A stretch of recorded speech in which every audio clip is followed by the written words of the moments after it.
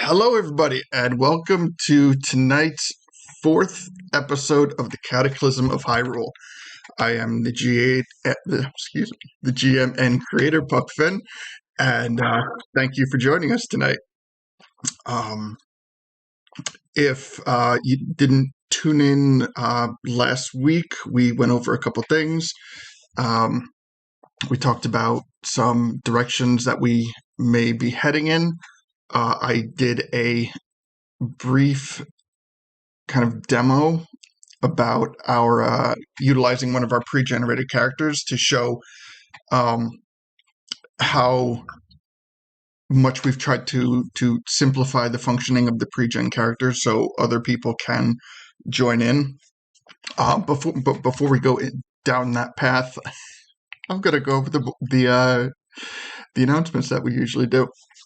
So always the thing that I like to talk about first is the Discord server.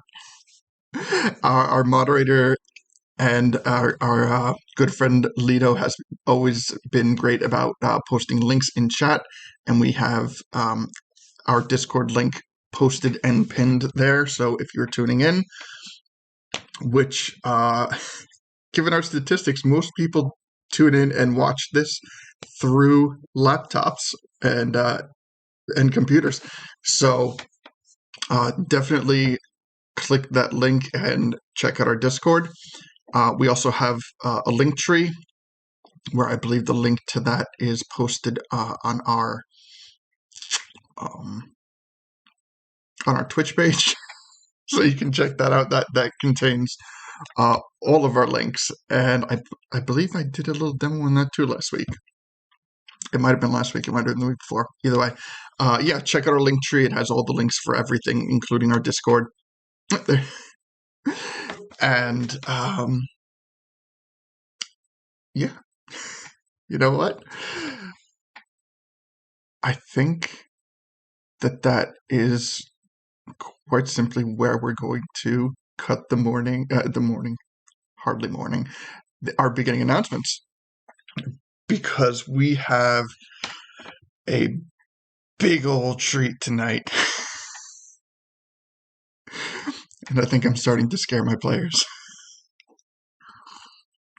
But to recap before we delve into it, we've spent the last couple sessions in Hyrule Castle Town. There have been our players have been re-familiarizing themselves and reacquainting themselves with various NPCs, some which they have a fairly good rapport established, such as Ken, who runs the armor shop with Deacon, and also an armor shop inside Hyrule Castle. And some of the NPCs which are familiar to the players are no longer familiar to some of the NPCs who the players are familiar with are no longer familiar with the players. This comes as a result of our prologue, which is what kicked off the Cataclysm. So they spent a bit of time last episode getting reacquainted with a NPC by the name of Andy Belfleur, who was formerly of the Hyrule Castle Guard, and he had memories of interactions with Gully from doing things in his own personal timeline, because both of them have very similar backstories in the fact that they were both in the Guard, but the memories that he may or may not have had in a different timeline with Deacon and or Lido were simply non-existent. So I believe that's the first NPC that they have had in-depth conversation with where that has actually been a factor. They're working on getting a lemon tree going for the Minish to live in. There's really a lot going on. So if you haven't If you're not up to date, if you've been missing episodes, as of the first episode post prologue, we have been posting on our YouTube channel. This will be the fourth episode, so the previous 3 are now currently up on our YouTube channel, and our YouTube channel link is on our link tree, so definitely check that out. One of the things that I like to point out is trying to get our follower count up on Twitch. So what we're going to do is, if you follow us, we will follow you back on Twitch, and if you are broadcasting, or if a number of people are broadcasting at the conclusion of our broadcast, we will raid a channel at random. So it'll be a good way to familiarize people with other channels. It'll be something that really, in a good way, helps tighten up this community. A good bit of promotion for anybody who's seeking it. If that sounds like something that you're interested in, if you find this enjoyable to watch, because I do see in chat a fair amount of return people, and I'd love to see that. So if this is something that you're interested in, definitely hit that follow button and check us out. So we ended the last session with our heroes entering into a long rest. Prior to the long rest, Leto had in his he took the form of an owl, and he went into the southern part of town to kind of just check it out, get a feel for it. And it was, in fact, very different from the rest of the town. It is a much more gentrified area, has a much bigger guard presence. But towards the end of his investigation, he spotted face down in a swimming pool an NPC who was originally known as Thudbutt, and in this new cataclysmic environment, he has gone with his regular name, Theodore Buttress. And yeah, Deacon was polymorphed as well. What was Deacon doing there? Or wait, was Deacon on Chimkin? I don't remember.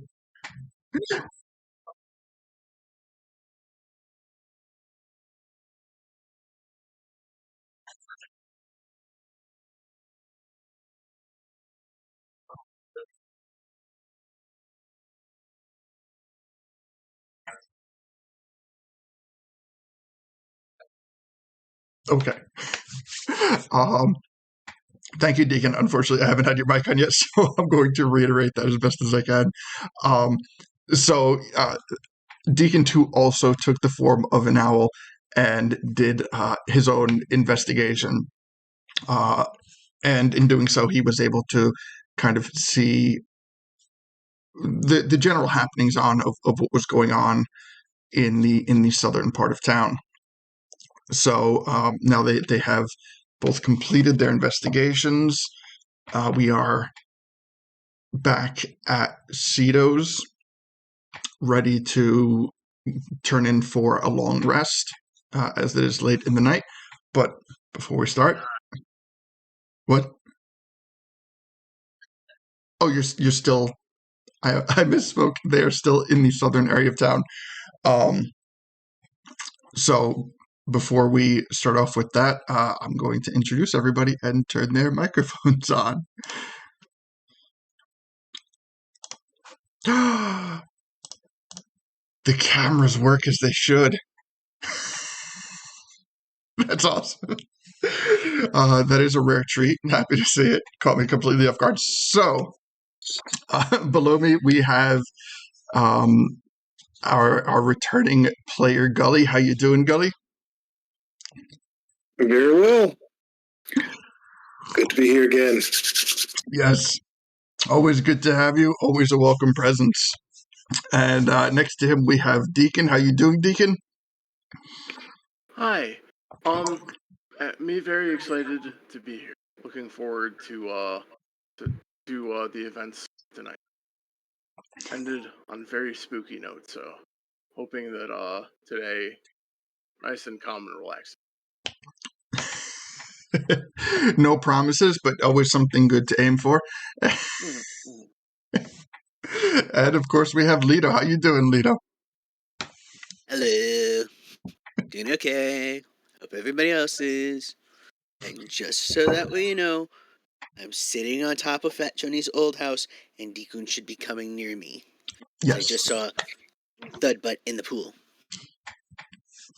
Yes. So, in fact, that is where we're going to pick up for the night. We're going to pick up with Lito perched on top of what was formerly Fat Tony's house, with Deacon approaching.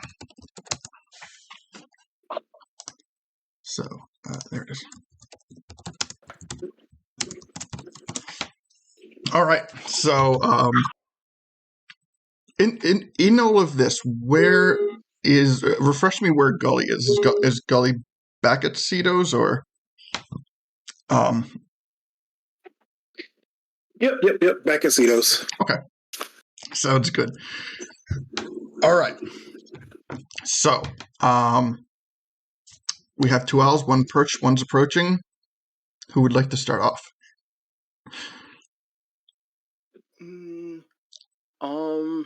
Well, Why are you throwing up?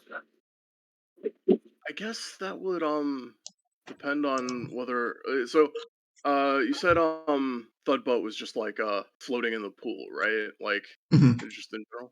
Yeah, So if I'm face like down in the flying over pool. the middle, Okay. I would probably I'd be flying over this instance, I imagine, since it is like the less circuitous route and all that. Okay. So sorry. No, go for it. My question is whether I would like first to notice like Leto also was an owl or like Thudbutt in the pool. I don't really know which I would know. Coming up the main strip, you would definitely notice. I'm not sure if you would get a line of sight on the pool, but you would definitely be able to see Leto. And given the fact that you are both kind of on this exploration mission, and the fact that he is perched specifically on the house of the former house of Fat Tony, it would reasonably pique your interest. Definitely. Okay. So that I just asked that just because it'll affect how I land. Which in this case I'm going to kind of like attempt to fly over to him the building so I'm gonna fly up and I'm going to attempt to like perch on the roof next to Leto. I'm going to look at him and just kind of whisper, "Who?" And unfortunately, with 10 intelligence now, I could probably recognize what has happened in the pool below us. And yeah, somewhat louder. Whoo. Um, I I don't know if I can talk in this form. Hey, So wait, what? Was it lit? Sorry, Lito, what'd you say? We can communicate. Gotcha. Okay, so so I look at you, Lito, again, and I just go, "Oh no, oh God, what the hell happened here?" Do you see who did this? No, but I have an idea. We just need to make some noise to see who's gonna come around, because maybe the guards will come, and then whoever did it will like start running, and we could be like, "There they are, they're the bad guys." Gotcha. Okay. All right. Let me see what I've got to make some.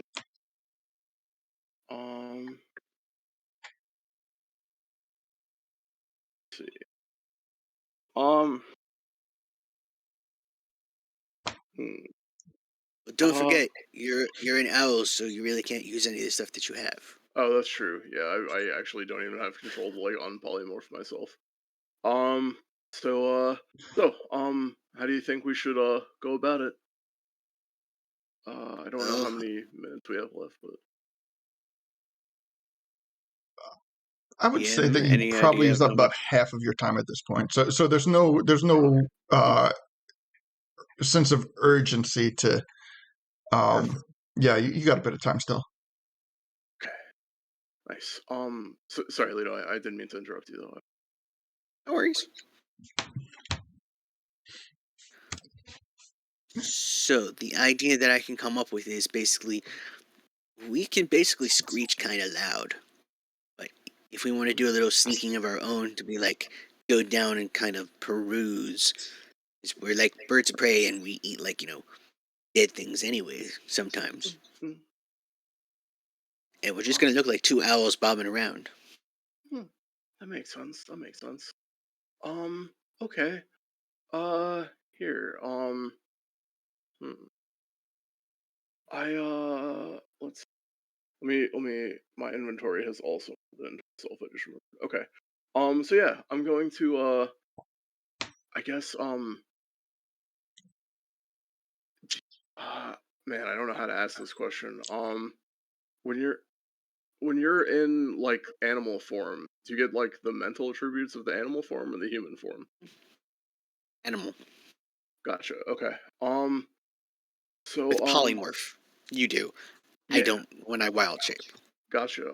So what I'd say is maybe you could look for the more perception-y things, like take a look and see who's like trotting around inside the house, if they seem to be awake, if you can see any shadows and the like, and I'll take care of the more investigation-y stuff that owls are good at.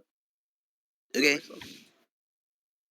Um, and I just mean like I'll search the ground and maybe you can see if there's anyone who's like still out and kicking. Any Okay. noises maybe. Okay. Um, Here. With that, I'll like just kind of like try and like swoop down to the ground to around the pool area. Maybe like uh hmm, probably like if there's like a nearby table or something, I'll try and perch on that real quick and just kind of uh area.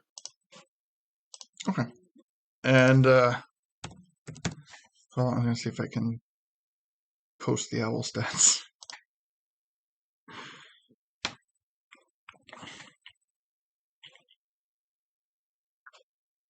Can I post them?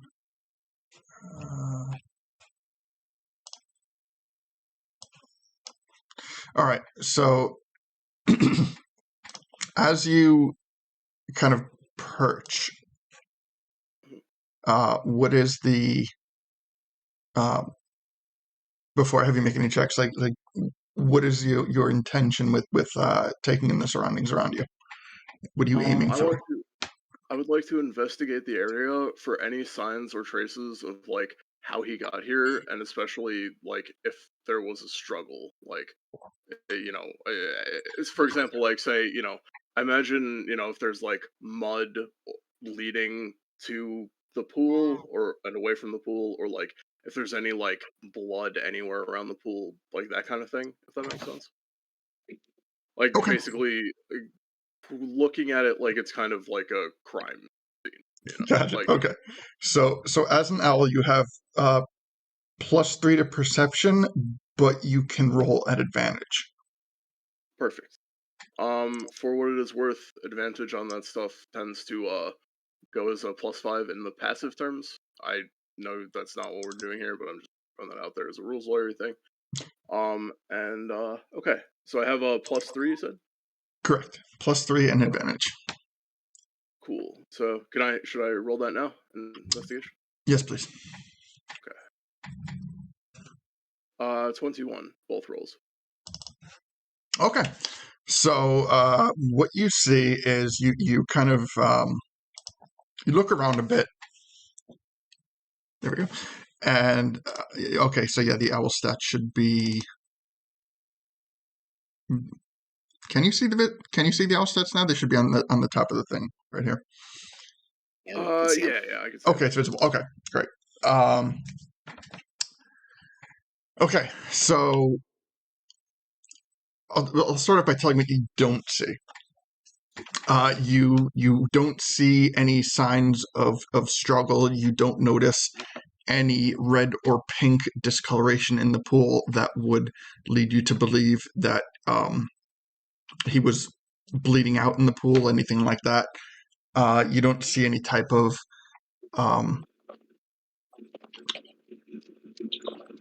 as you kind of like look around the gated area, like the fenced in area of the property that is surrounding the pool. You notice that it is very well kept. It's very clean. There's really kind of nothing that would pique any interest of anything that may have nefariously gone down in this area. Gotcha. As just kind of to append to that, Mhm. can I obviously I have to do this as an owl, which has intelligence slightly greater than my own, but I feel like I should still make a check because I don't think it's something Deacon would inherently know, Mhm. which is the body's floating in the pool, which means it has air in the lungs, so he definitely didn't drown. Make a medicine check. Thanks. Yeah, that's what I was trying to Yeah. for. Yeah. So that's okay. Is that still a +3 with the going off its intelligence? Or wait, is medicine intelligence or was? Sorry, I'm off my game today. Oh wait, it doesn't. Oh, medicine is wisdom. Sorry. So Yeah. yeah, what's the wisdom for the L? Oh, I know why it's not. Hold on. I need to switch screens so I can get that DM info, the GM info. Wisdom is a +1. Okay, cool. Joke. I got a 7. So okay, yeah, I got a 7.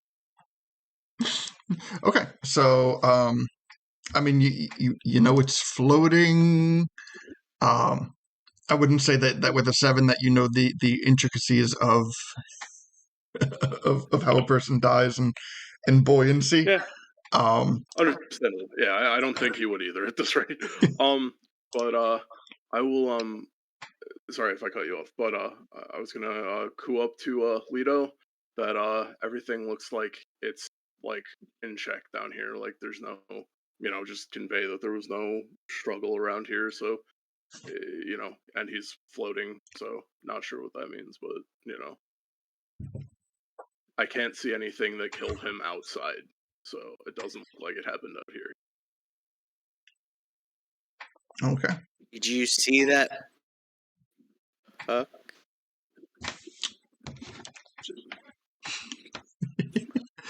um,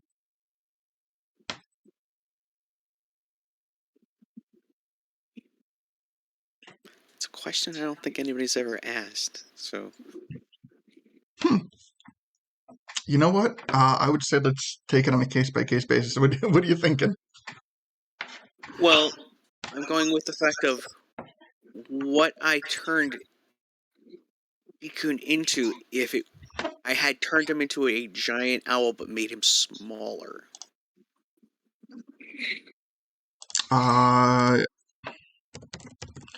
You don't want like a second polymorph? No. Like, when I polymorphed him, I would have made him into an owl that I knew was actually really, really useful. So let's say a giant owl.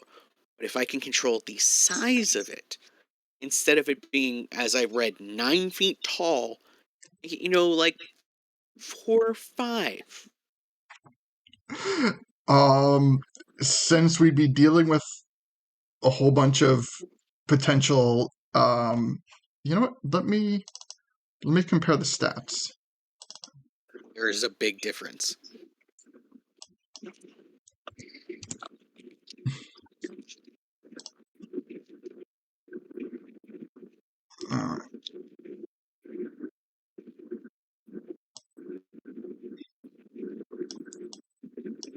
There is... Yeah. Certain things definitely have a sizable difference. Okay, so you know what? We will say for this that you can create him as a giant owl with the size of medium. Okay, that works. Okay. So let me see if I can.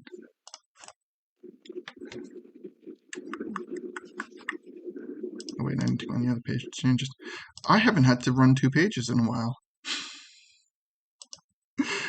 So let me make the giant owl visible.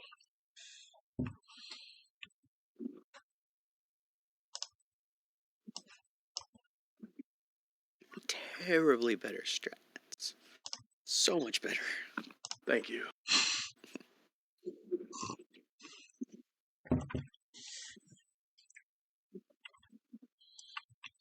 But I will also preface this by saying if this were to become like a combat thing, Yes. I would want it coupled by enlarge reduce.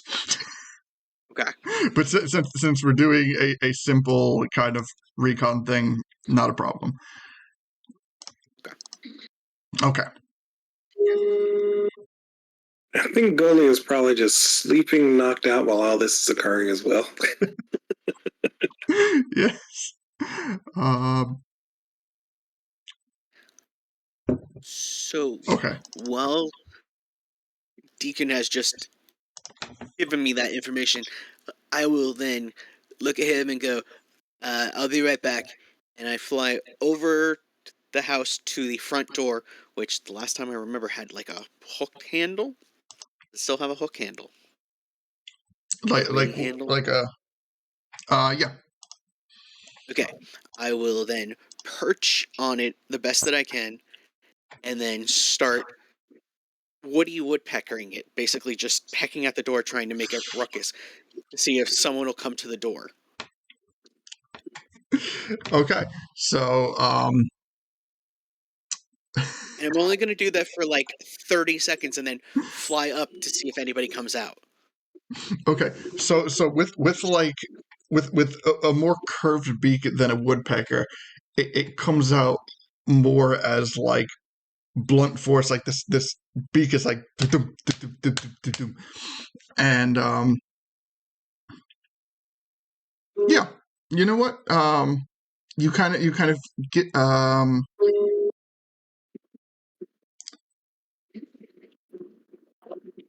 other people hearing a beeping? Every once in a while. Yeah, I'm not sure where that's coming from. Anyway, I'm sorry. So you can hear some voices from inside the house, and you hear a female voice call out, and she says, who would be knocking at this hour? And she says, would you mind checking it out? And you hear a male voice say, of course, dear, not a problem. And he calls out, he goes, Thea, and he stops himself, he goes, oh, I guess I have to do it. And he walks over to the door, and you see just kind of like this nondescript Hylian male open up the door and kind of pop his head out, look to the left, to the right, doesn't really see much of anything, closes the door, heads back into the house.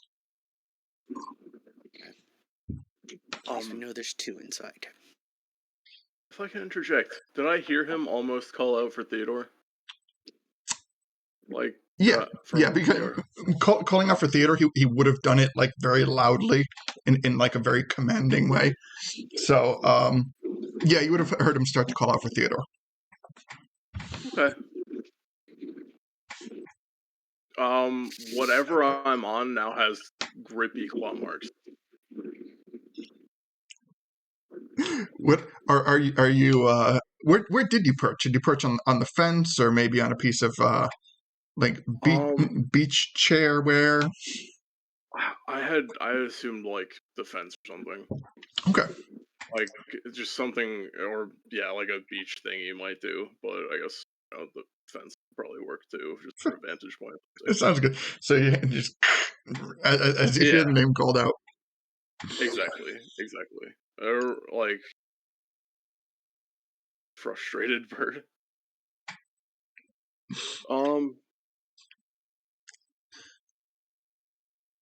And in the time that you have your eye on Theodore, at one point he even like kind of floats over to the edge of the pool, and you hear like an ever so subtle like thump as his head hits the side of the pool and starts to like drift in the other direction.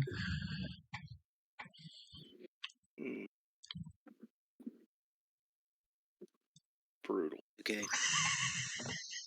So I will fly back up to the top of the house. Call out to Deacon to come up with me. How high do you fly up? Do you just go to like the top of the house, or do you go? Okay, like the highest peak. But still, like of the house, not like. Yes. Okay, gotcha. Okay. So, when you perch on the top of the roof, you can see. You get a good view of Deacon, and as you can even tell that his body is ever so subtly just like shaking as he's clamping this fence. Okay. So I call up, Deacon, come here. I nod and I fly up to him. Everyone, give me a perception check. Well, I mean, Gully's unconscious. Deacon and Leto. Let me check something. So perception. What are it's a +9. Cool. Thanks.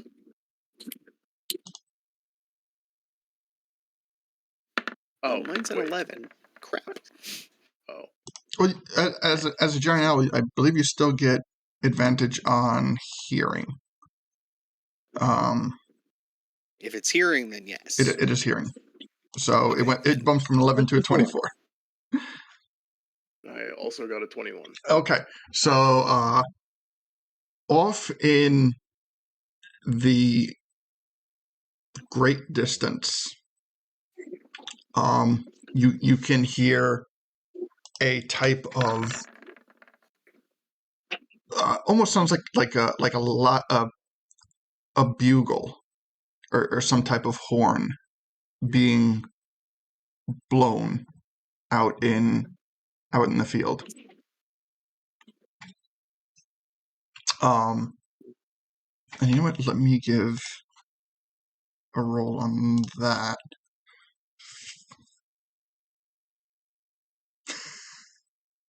But you see nobody else reacting to it.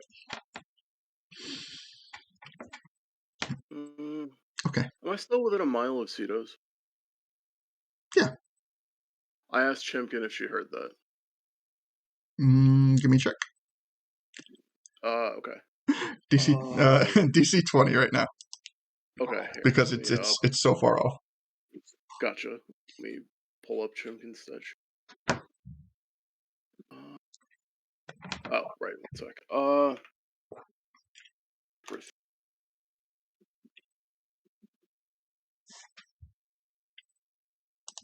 +1.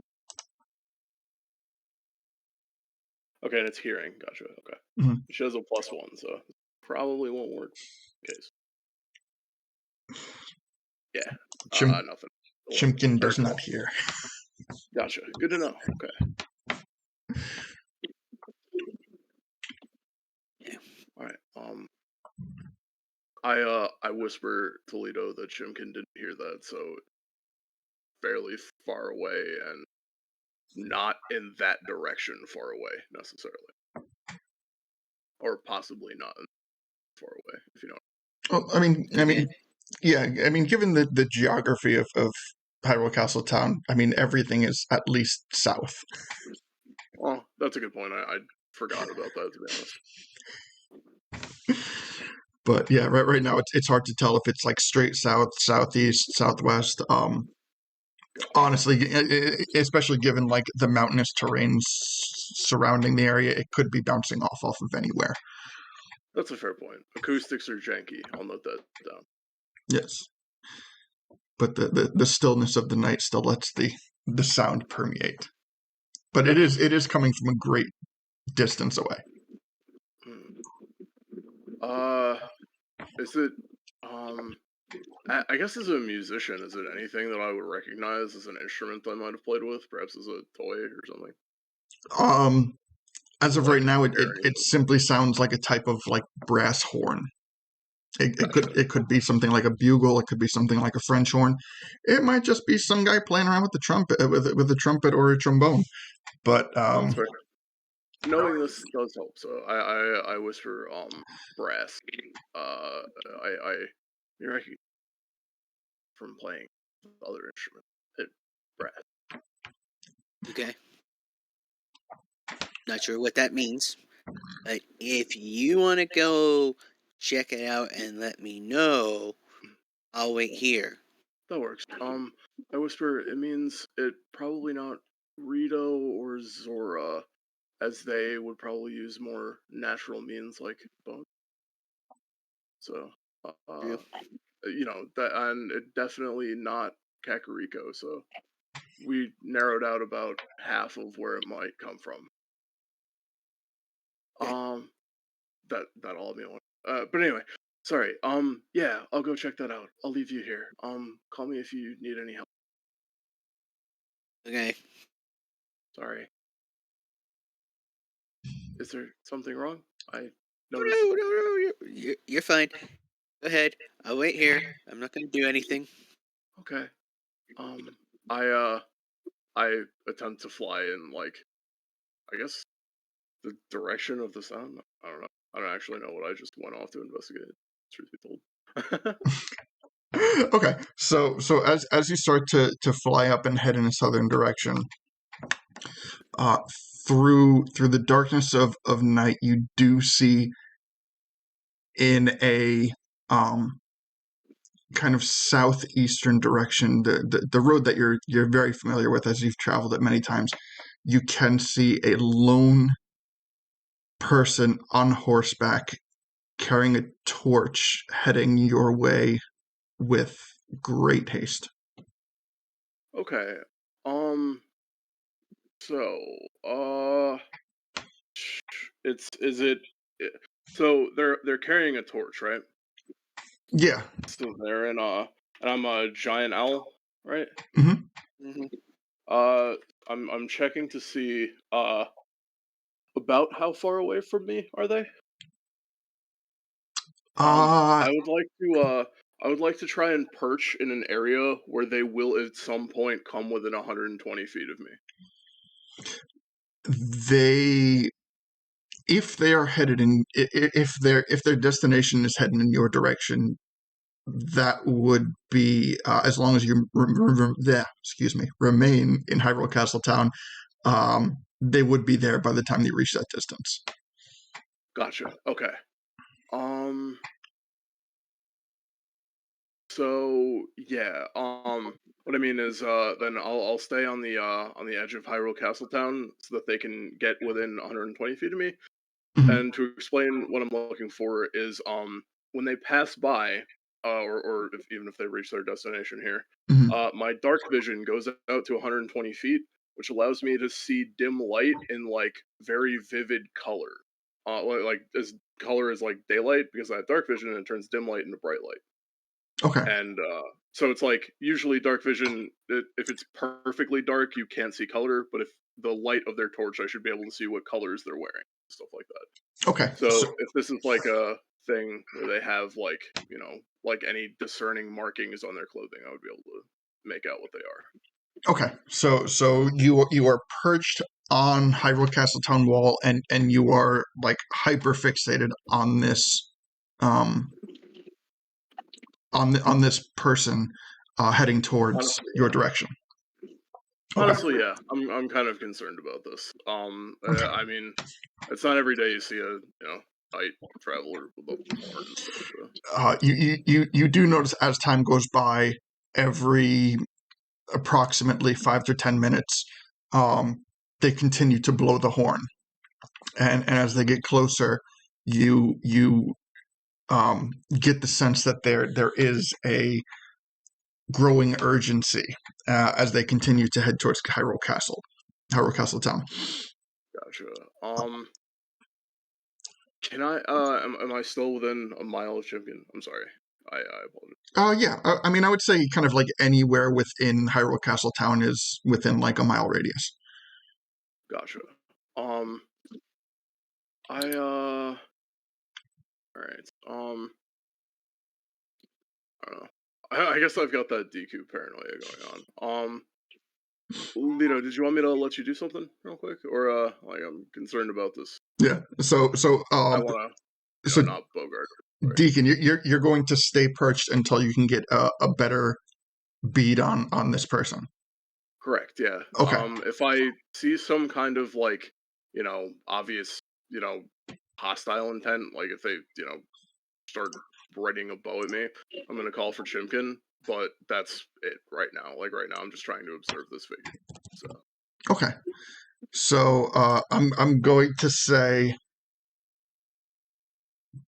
because polymorph only lasts for an hour, and we had used up about half of that when we started. So gotcha. You're going to it's going to take, I want to say, from like where you see the traveler, it's probably going to take about maybe 2 hours to get closer to you, to the point that you can see anything. I'm not gonna lie, I didn't realize I could see that far.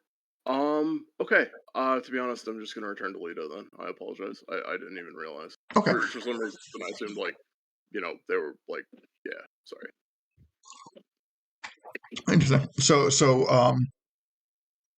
if you perched up there with, I want to say 20 minutes remaining, how long do you stay perched up there time-wise before you head back to Lido? Honestly, like, up to this point, like, when I probably, once I realized it was going to take them like 2 hours, like, I imagine I still stayed to investigate, watch them blow the horn a couple of times. But I think, like, with, probably like 10 minutes remaining, I'd probably go back to Lido. Okay. I don't know. So because like I don't want to be caught here turning out of owl form in front of them. Okay, so I'll say you perch there for about two more whistle blows, and you give me one last perception check at advantage, and given they're closer, I'll throw the DC at 15. Okay. Thanks. Okay. And throughout that course, also what happens is as you're perched on that,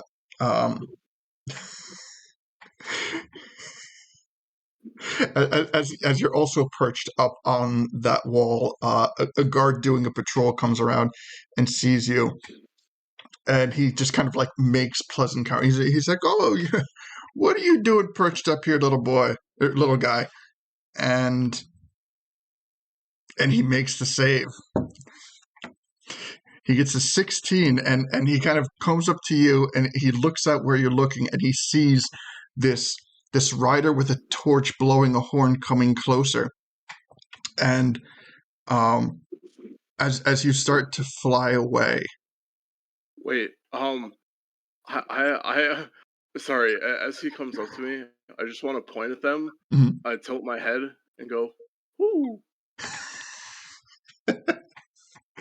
And I'm going to leave it at that for the time being as we go to Lido.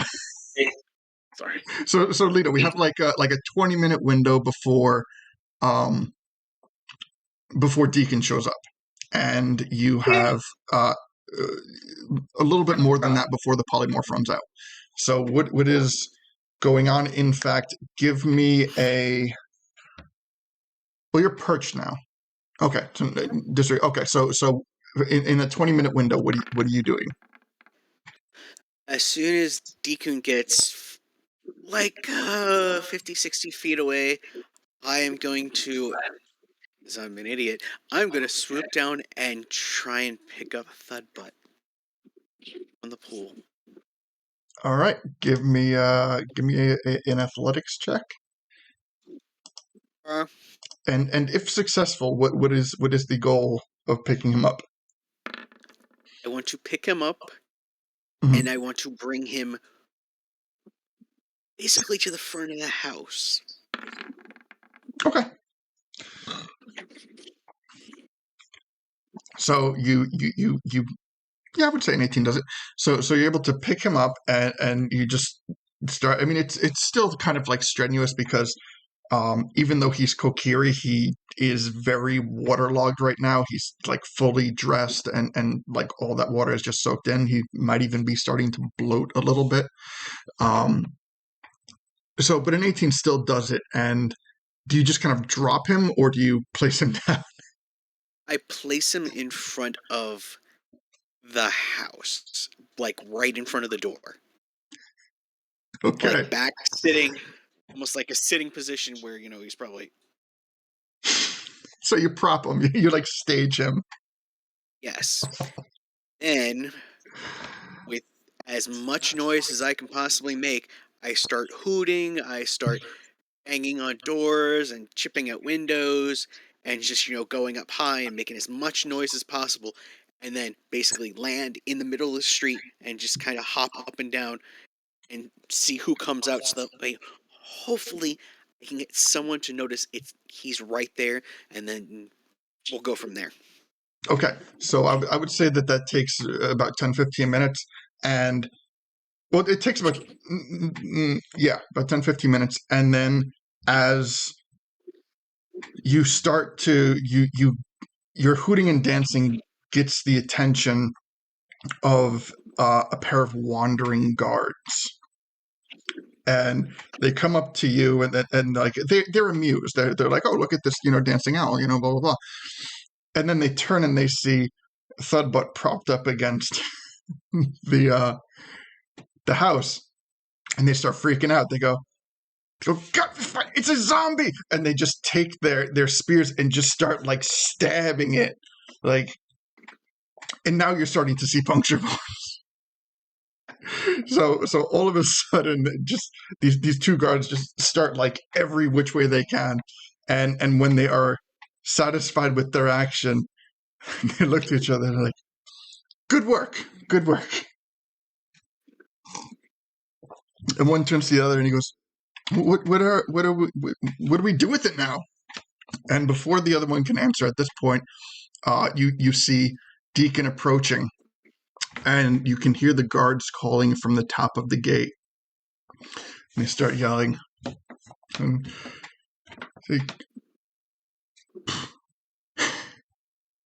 they yell, bring down the drawbridge!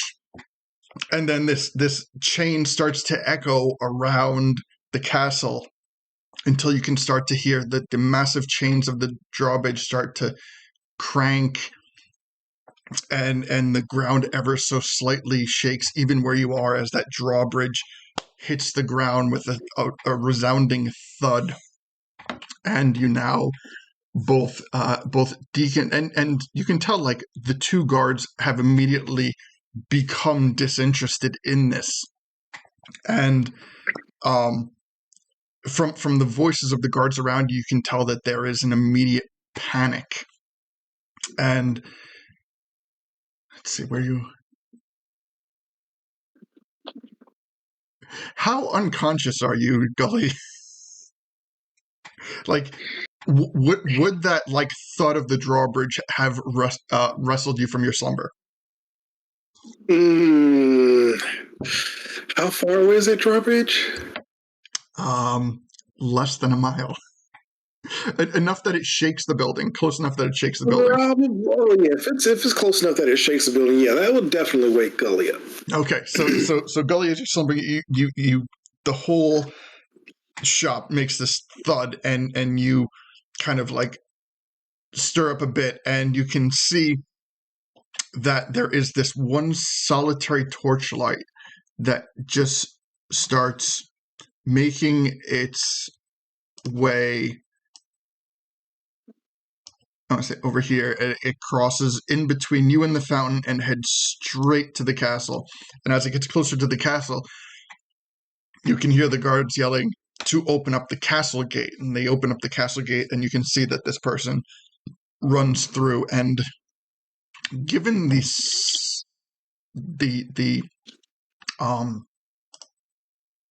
yeah, you know what? Just roll me a perception as you can like see this torch coming in and making their way through Hyrule Castle Town. Sure.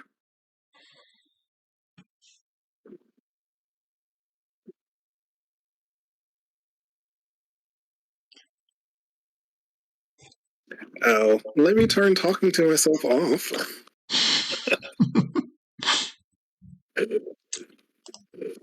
Okay, let's try that again. There we go. All right. 14. Okay. 14. Through the glint of the torchlight, for one, you can see that the horn that was being blown is kind of reminiscent of like a vuvuzela. It's just like a long, cylindrical, like kind of brass horn. And through the torchlight, you also get a good look at the clothing of the rider, and you immediately recognize the rider as Sheik heading towards and into Hyrule Castle. And the moment that she comes into Hyrule Castle, the castle gates seal up, and you can see this almost like militant panic that you, as a former guard, would recognize that the guards are preparing for a type of assault.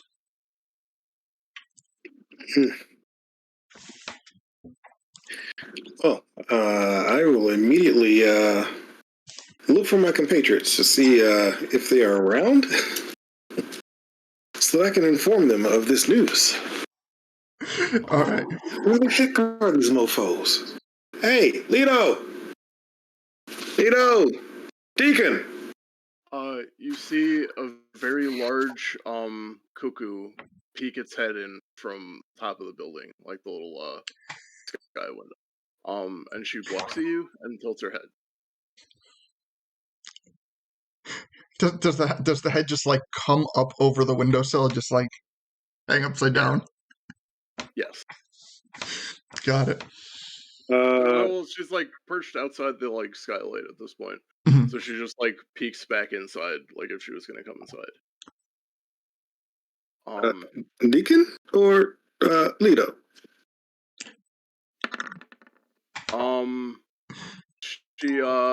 She just kind of like she points at herself with like one of her talons, and then she like, you know, gestures with her wings to like stretch them out to each side. Tries to like Got pick it. up one of So- her ears. Okay. Lido it is. Great. Now where's Deacon? She points to the south side of the city. Okay. All right. Well, Lido, come on. Let's go find Deacon. Look. She climbs and offers you a ride on her back. Oh, okay. Well, hop on. Come on. Let's go. She will take to the skies and try to find like basically bring Gully over to where they met Lido, where Deacon would be heading to as well. So as Gully and Chimkin start riding, flying south, you get a good view of this kind of like massive collection of guards kind of exiting the the southern area of the town. And the moment that they are outside of the southern area of town, those gates too kind of close. And now what you have typically seen with where there's usually 6 guards at the front of the gate, there's now a large, I want to say there's roughly 24 kind of standing at the gate. And once they all kind of get their ways around them, about I want to say about a third of them. So about 8 guards kind of make their way further into Hyrule Castle Town, whereas the other 2/3 of the guards stay at the gate. So what we have now is we kind of have Gully and Chimkin, and we have Deacon and Leto still in owl form with just minutes left on the polymorph, but still in the southern area of town with the gate shut.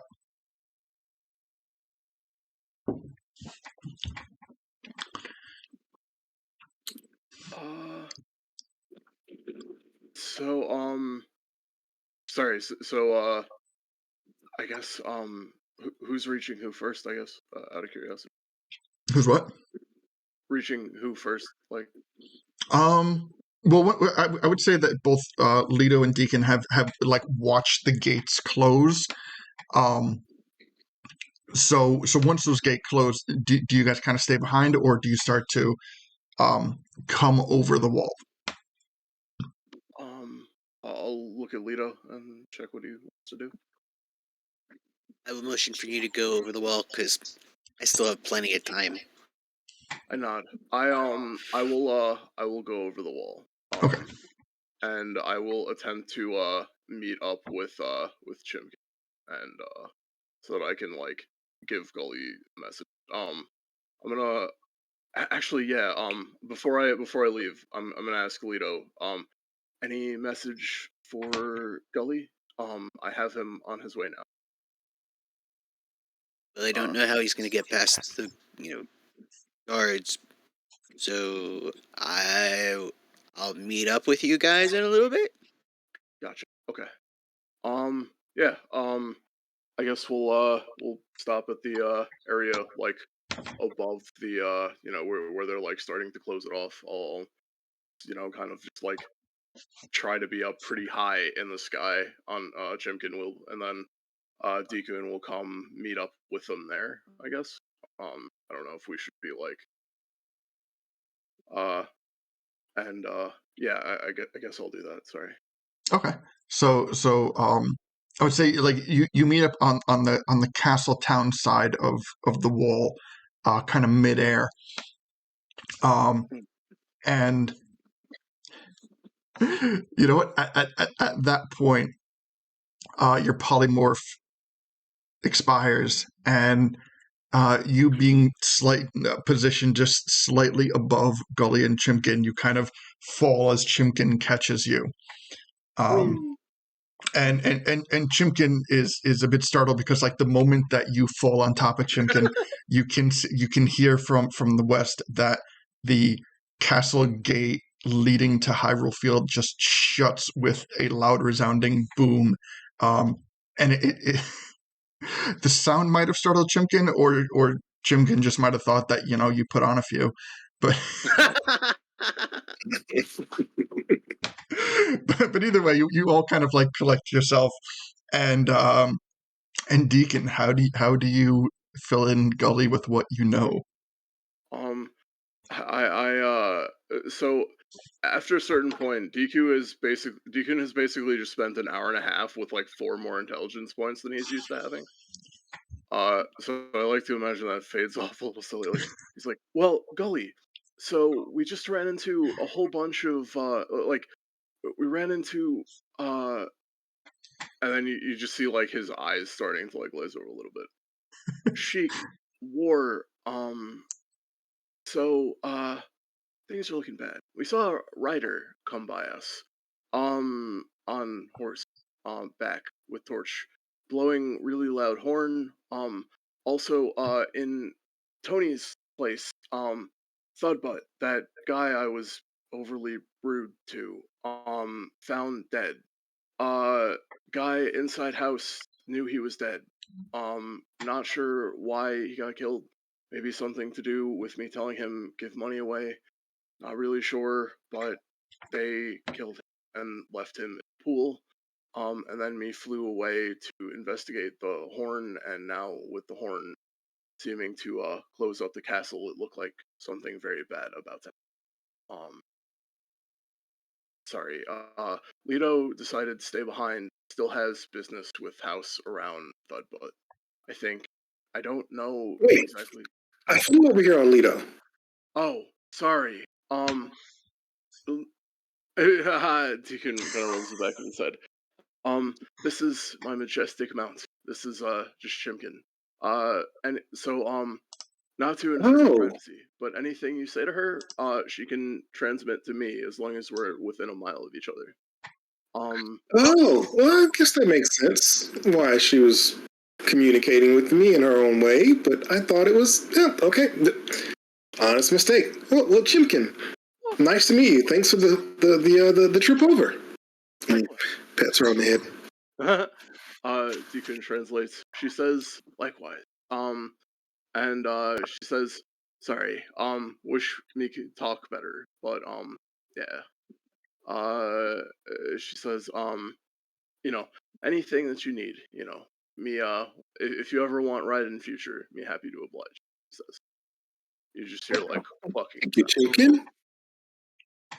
Um, Oh, okay. So, and Lido is still gathering information. Well, I mean, he looked kind of like his feathers were a little ruffled. I don't know exactly what's going on, but I think he has one of those patented Lido plans. So things are about to get interesting. well, I can definitely tell. With the horn and all the guards around, things are not good. There's potentially an assault coming. Truth be told, me rather tempted to try to get some of our ducks in a row.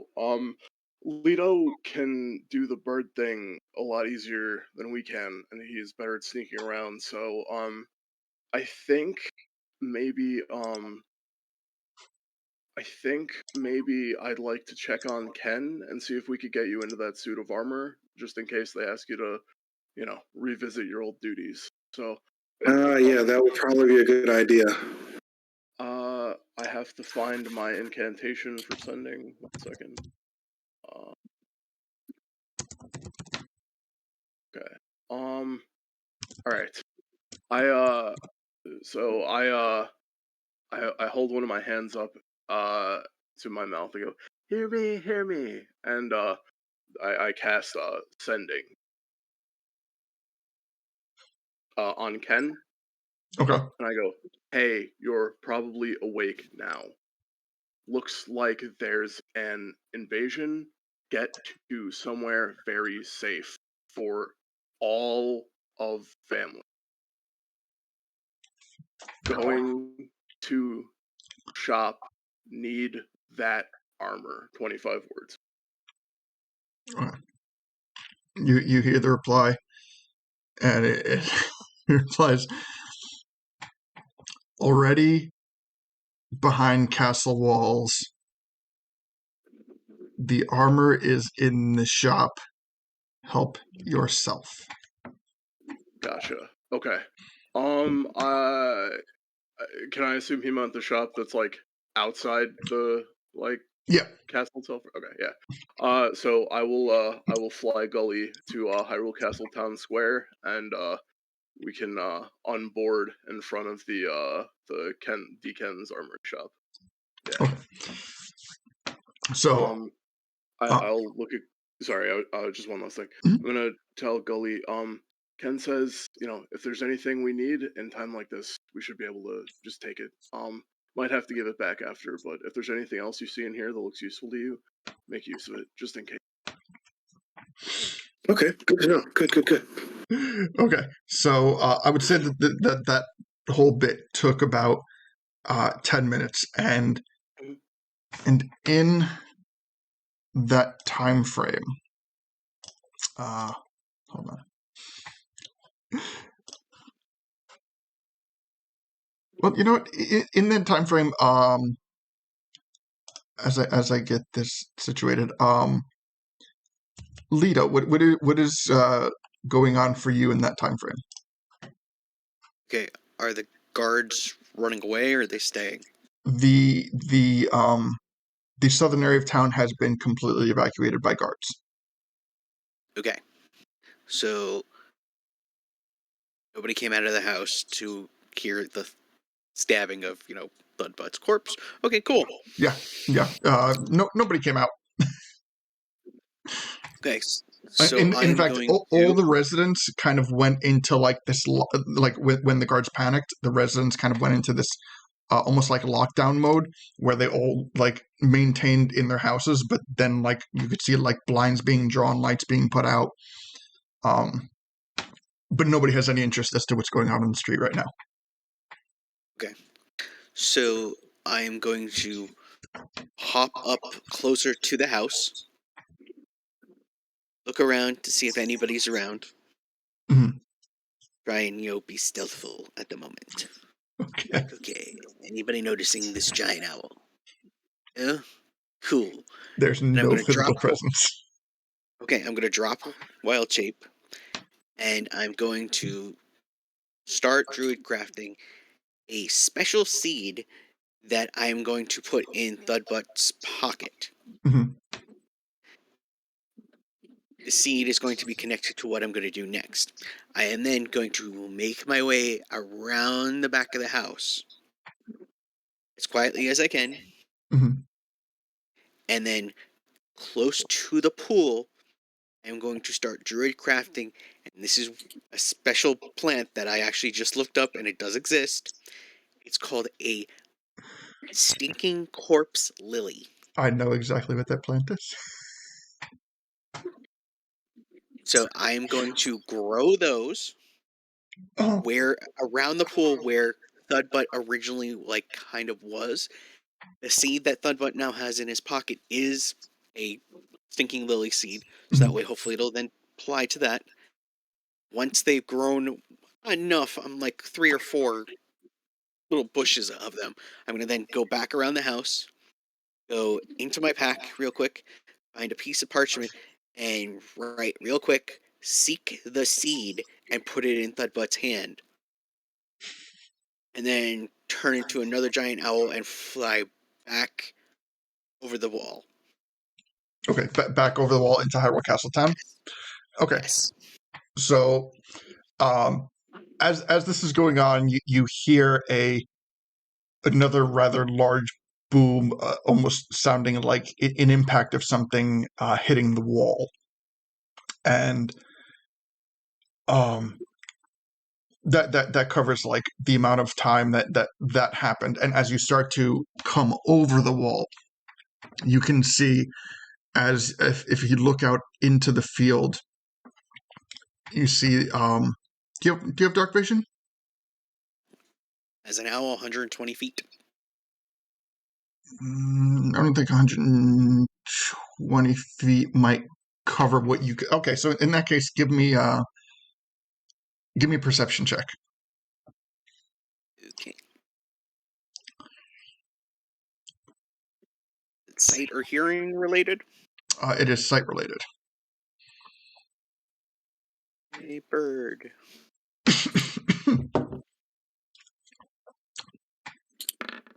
So 22. 22. Okay, so you see this catapult-like contraption, and it is firing.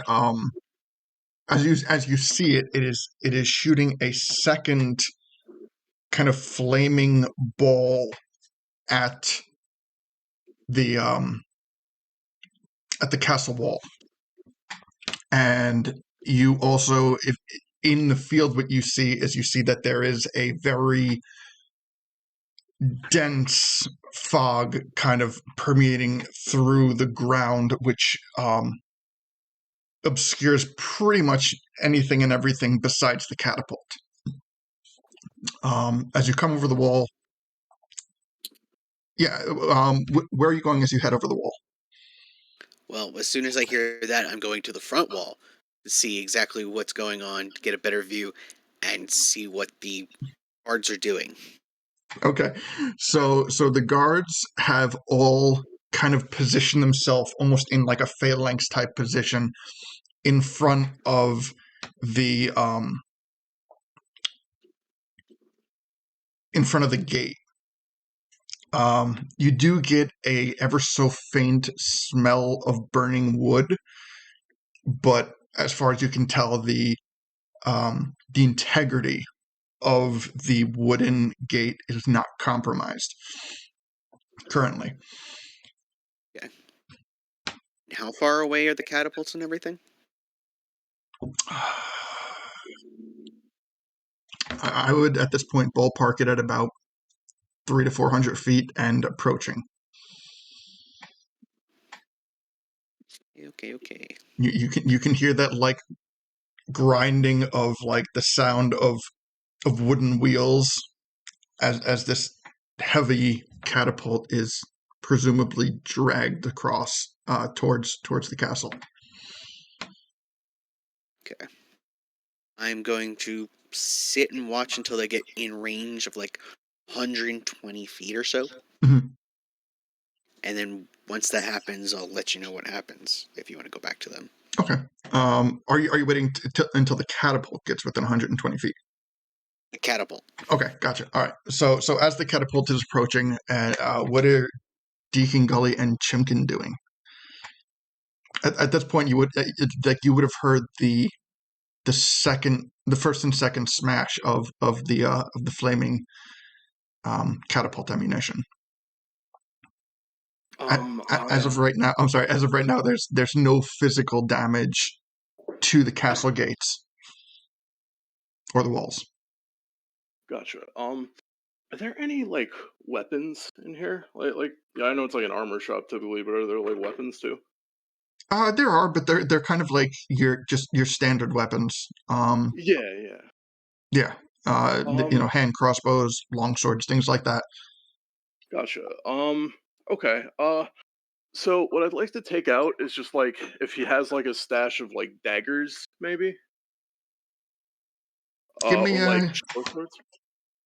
daggers or what? Or short swords. Um, give me 2d20s.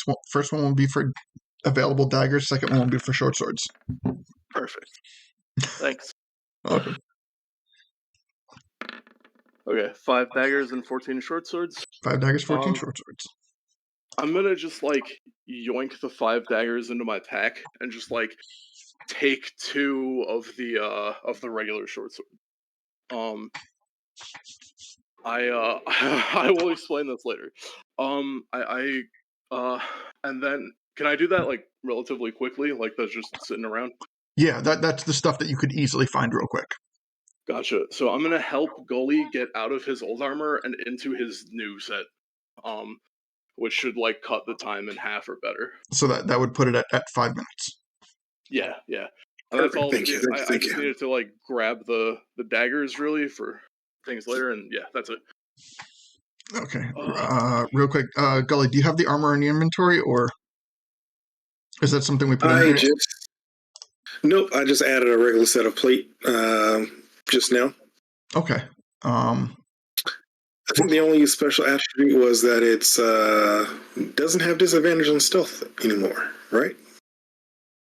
Yeah, I think so. I believe that's what we I think it's quiet now. Yes. Okay. Well, I mean, I'm not going to go crazy on like a stickler for time, but yeah, I mean, he would have to like take the armor off too. So we're looking at 7.5 minutes. Gotcha. Okay. Yeah. Sorry, I had to do a little walking. I'm a lot can happen in 7.5 minutes. This is true. Yeah. I'm gonna have Chimkin like watch on the top of the roof and just kind of keep guard. Okay.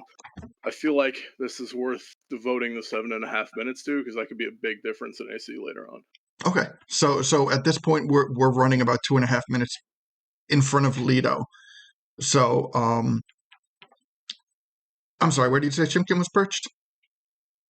she's like on the outside of the shop. Like she's not like on top, but she's kind of like perched, like probably above like where the sign would be, like but like trying to take cover if there's like, so you know how sometimes there's a sign, but there's that little bit of the like roof that like peeks overwards, you know? If it Hmm. had like anything like that. Okay. If it doesn't have any like little alcove to perch in, then she'll just be perched on the sign outside, and Okay. Yeah. just to give her like a view of the area, which she should have.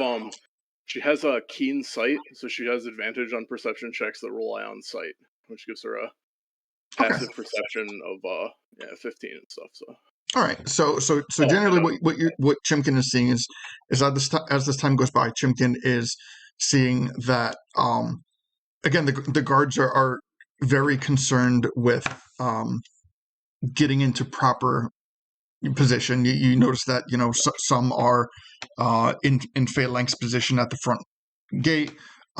There are many more of them guarding the gate leading to Hyrule Castle.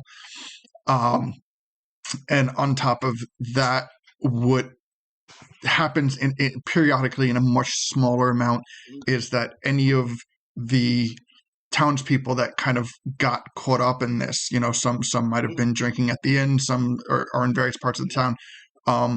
They start kind of coming out into the town and grabbing anything they can, such as like pitchforks or clubs or anything like that, just to kind of prepare themselves for in the wake of this attack.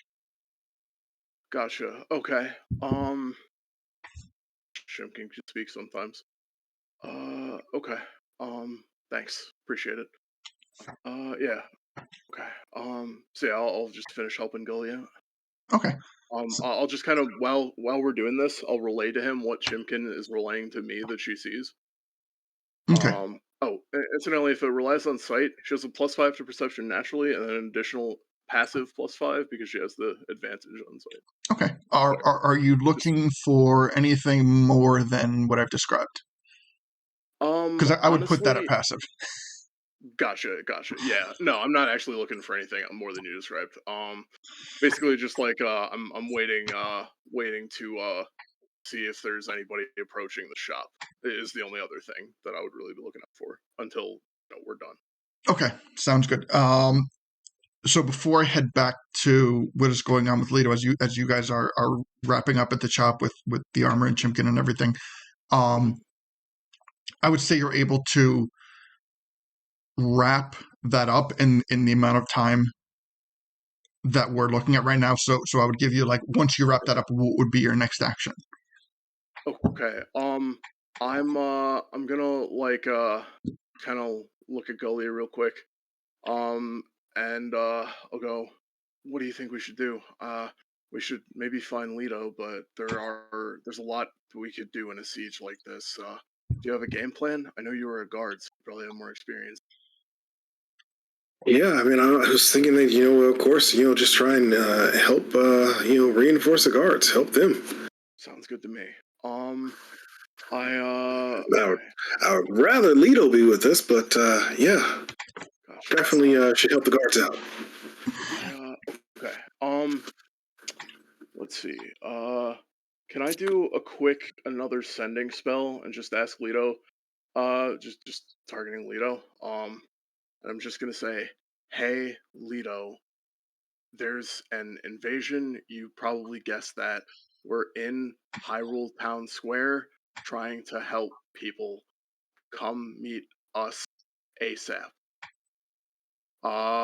If you can. Okay, that's 25 words.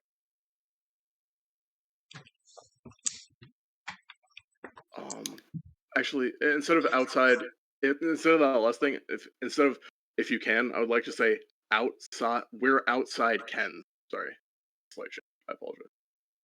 Or you're saying outside Deacons? Yeah. Okay. Sorry. Thanks. Gotcha. Okay. So Leto, how do you take that message? Well, I just sitting on the wall. I just spin my head around because I'm an owl and look towards where Deacon's would be and be like, If you can see me, I'm up on the wall already, and there's trouble coming. Mhm. So this is probably the best spot for me, so that way I can start doing some damage. Okay. Sorry, one sec. You're like a car with flashing lights outside, and I don't know what's on. So So at this point, the catapult is within visual range for Leto, and the fog is still heavily obscuring what is underneath it. But through the fog, what you do see is um a collection of kind of glowing eyes that are kind of permeating through the fog. And you get the impression that like these are the creatures that are pulling the catapult. Okay. So what happens at that moment? Lito's up on the wall. I'm going to drop Wild Shape. Mhm. So now I'm Lito. I'm then gonna, scratch my nose because I did that in real life. I'm gonna do it then, and then I'm just gonna point out to basically where they are, where I see all the eyes, and I'm gonna cast Call Lightning. All right. So let me make sure I have this. Change that to that. Put this to this, and then we put that down here, and then we shoot at the lightning. So DC 18 for whatever, and it hits everything within 5 feet. So, And you're forcing it specifically on the catapult. well, the creature's pulling the catapult. Okay. So before we commit, just to clarify, the eyes pulling the catapult is a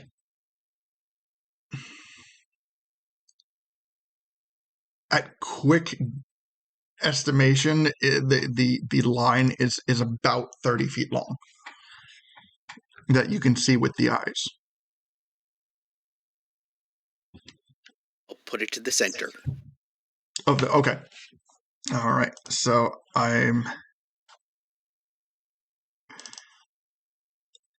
going to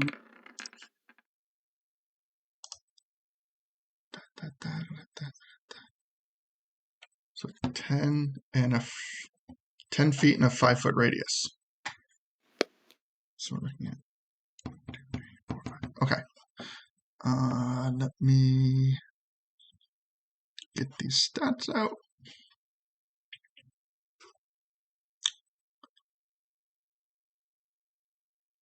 Okay. And what kind of save is it? I'm sorry. It's a dex save, 18. Gotcha. Okay.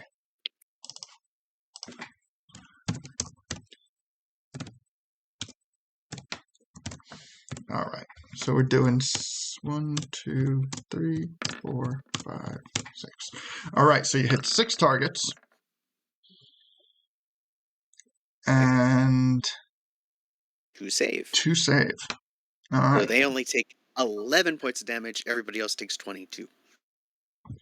22. Got it. All right. So, um,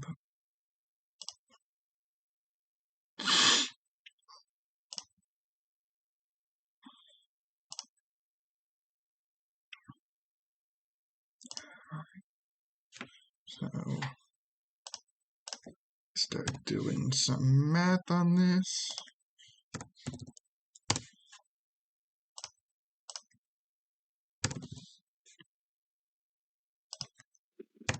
All right.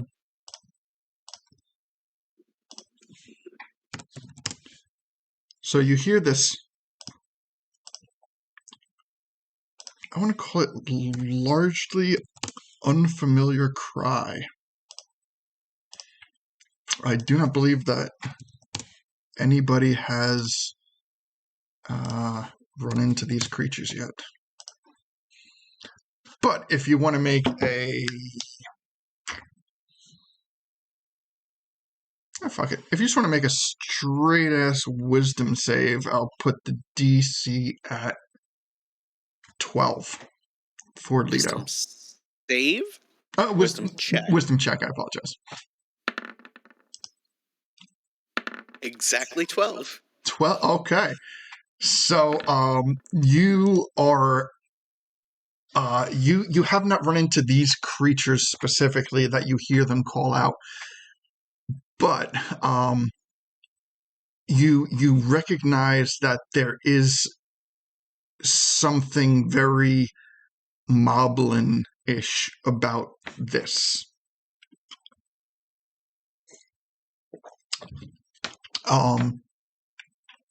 So when the call lightning happens, the pulling starts to slow down momentarily, but as it picks back up, you recognize that with that attack, you killed nothing.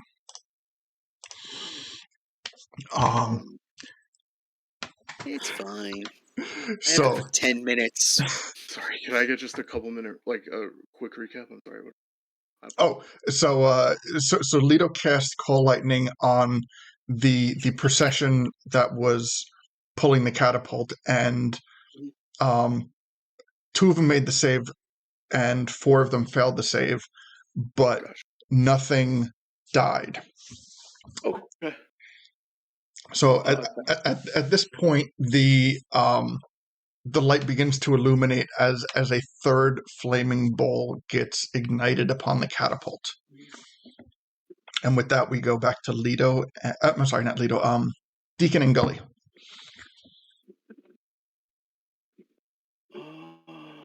Deacon, I think we just about got it. Leto says he's outside pushing the wall.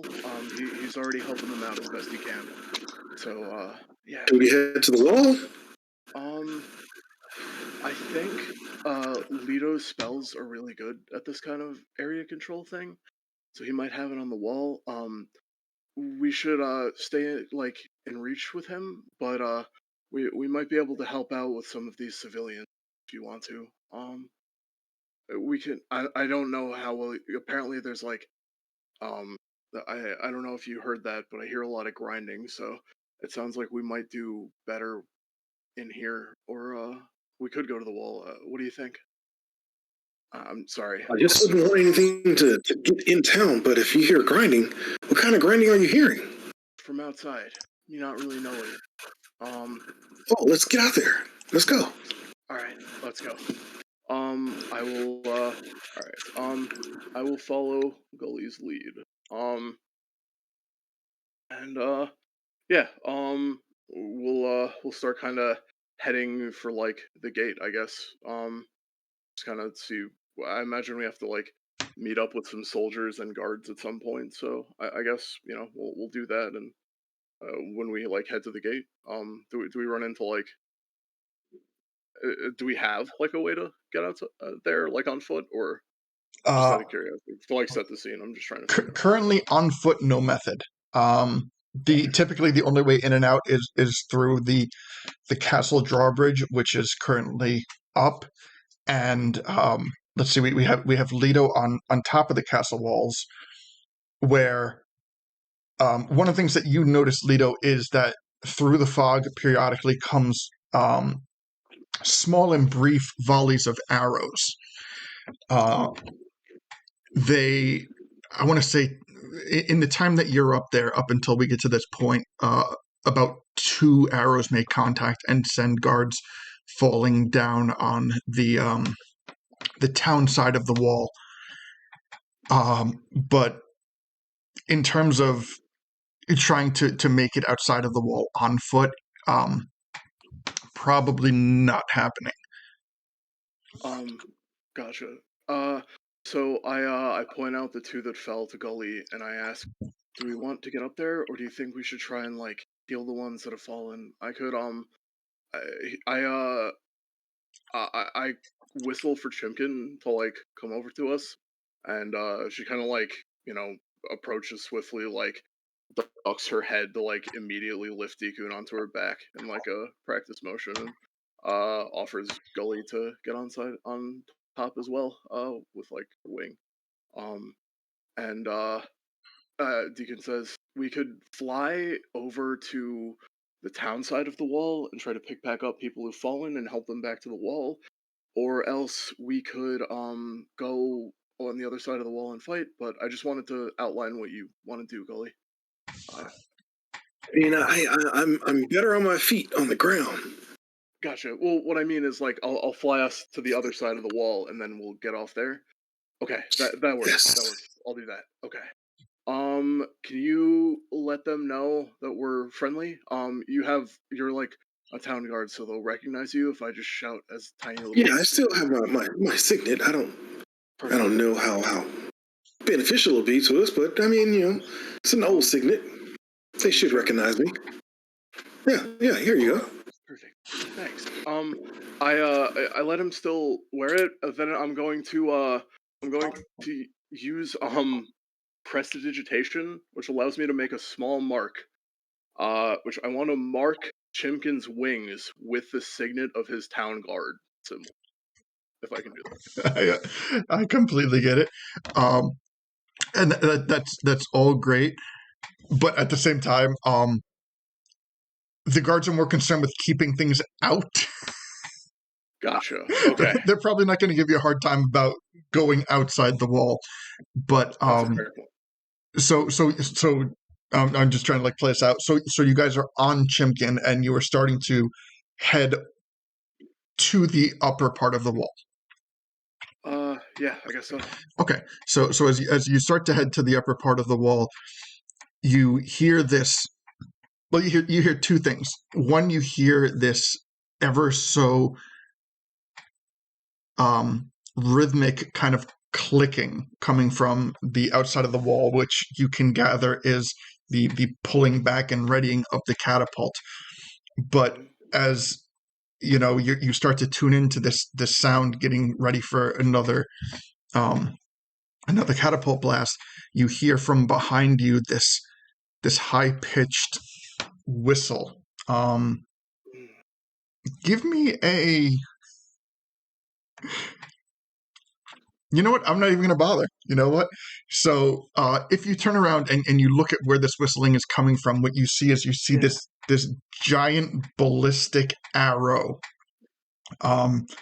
coming from the tower of Hyrule Castle Town, or in that general vicinity, as it kind of like flies by you and smashes into the catapult, causing the catapult ball to kind of like fall in on itself and start to like burn up. And as the light starts to reflect off of the ever-present fog, you get a better quick view as to like what you're facing as they scatter from the now debunked and broken catapult. And I would say with your passives, you can see close to 20 creatures with just passive. Lido, you see that as well. Cool. Can I make out what the creatures are?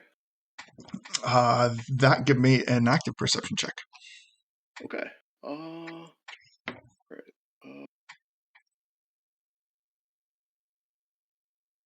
And for what it's worth, Chimkin has a passive 20 for sight checks. But she's gonna make an active one too, which will be. So is this just based on sight? There's no like hearing aspect, so she would have advantage on this. You would have advantage.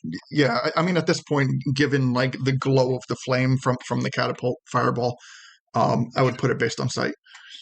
Cool. Chimkin got a 22. Deku got a 6. All right, so you know what? With that, I will give you a more precise number momentarily. There it is.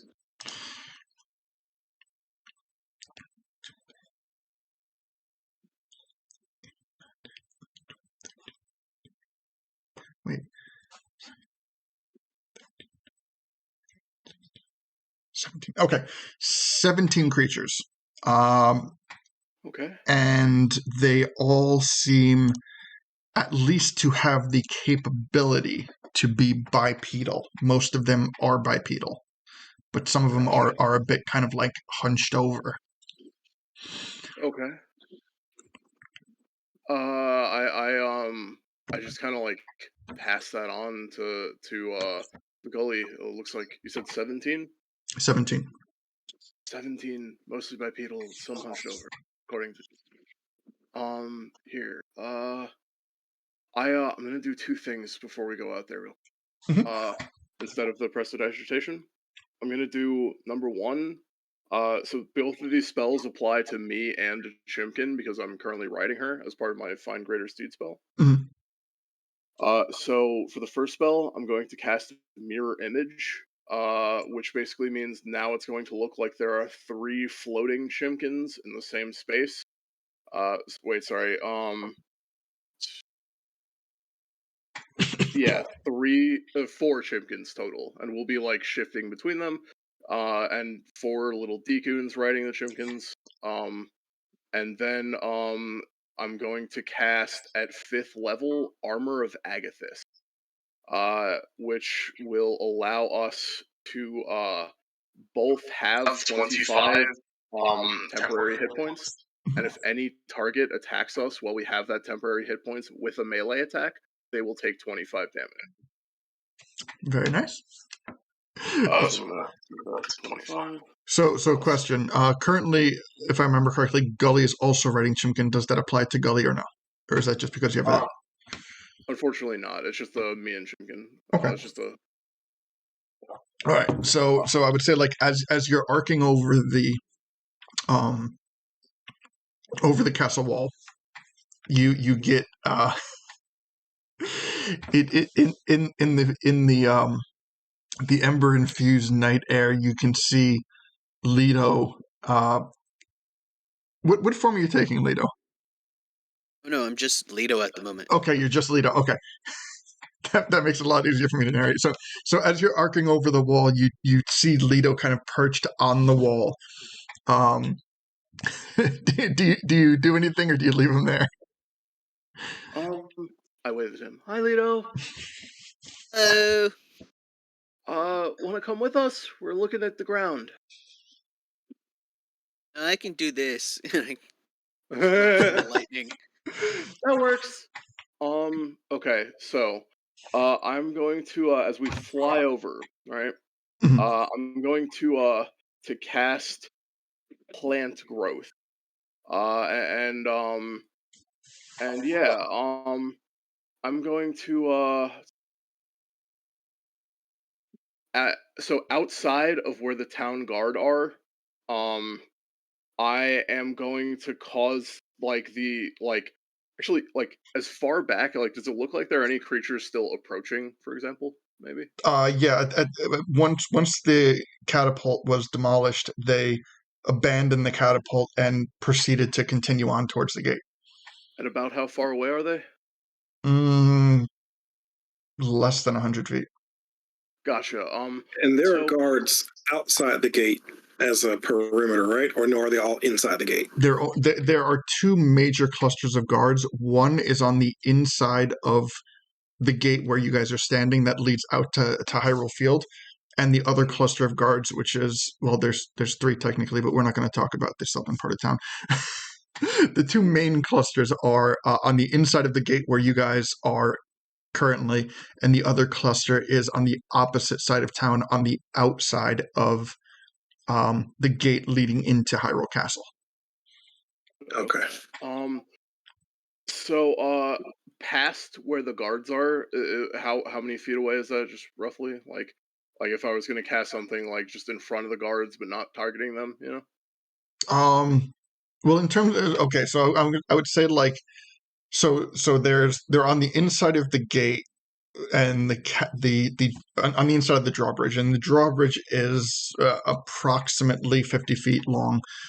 Gotcha. Before Okay. you get to the other side of the moat, and they are currently on the once you hit the other side of the moat, they are on the better side of 100 feet, closer to the town. Gotcha. Okay. That helps a lot. Okay. Okay, so within 150 feet, which sounds like it's like just past the drawbridge, like and on the other side of the moat, Mhm.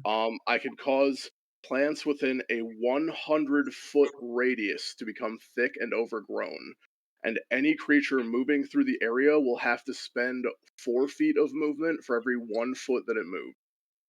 So, in other words, quadruple difficult terrain. It has to, spend 20 feet to move 5.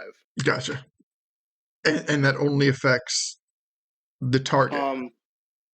I believe it affects. I can exclude areas, but not targets. So that's why I'm trying to signal it in front of the guards to just like stem their march into the castle.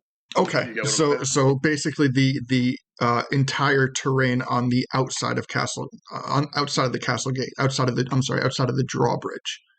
Exactly. Exactly. For you said 150 feet, 100 feet 100 feet. Okay, radius. So, yeah. okay, yeah, that that is perfect. Um, Uh, right. I forgot. So yeah, Dakun is probably like peeking over the edge of it, and he says his incantation as he summons up the plant growth, which I imagine like gets to glow a little bit, and he's like, "A plethora of flora." All right, uh, I'm doing my best. Okay. no, that's great. I love it. Very good.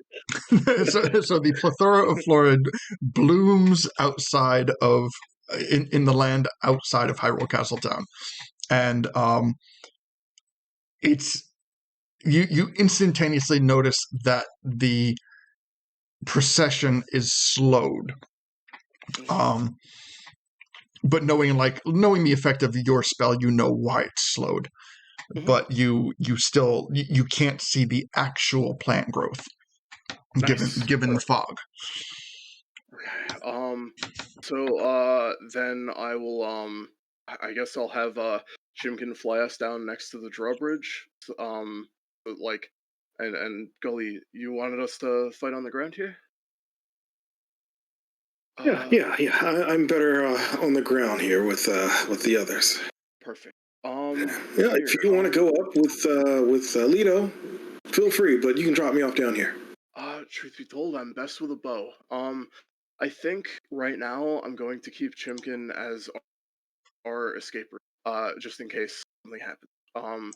And we need to like. Okay, so you should probably take the high ground with Lido then and pick him off. Works for me. However, um,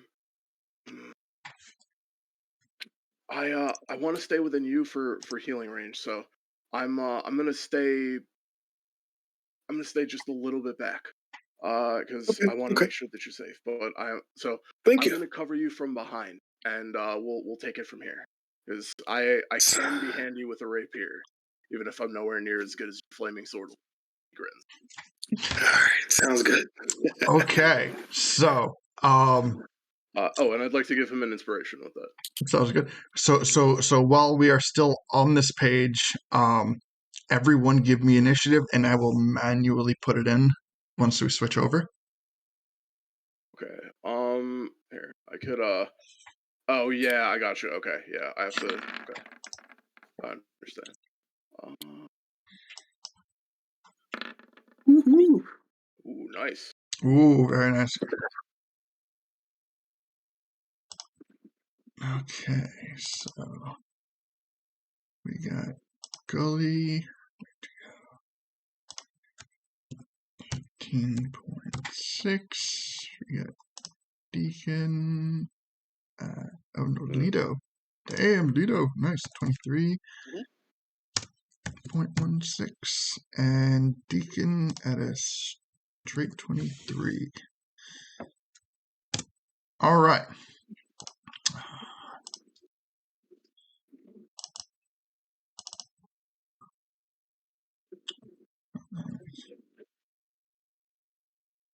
So, uh, Okay, I'm just making sure everything's straight. All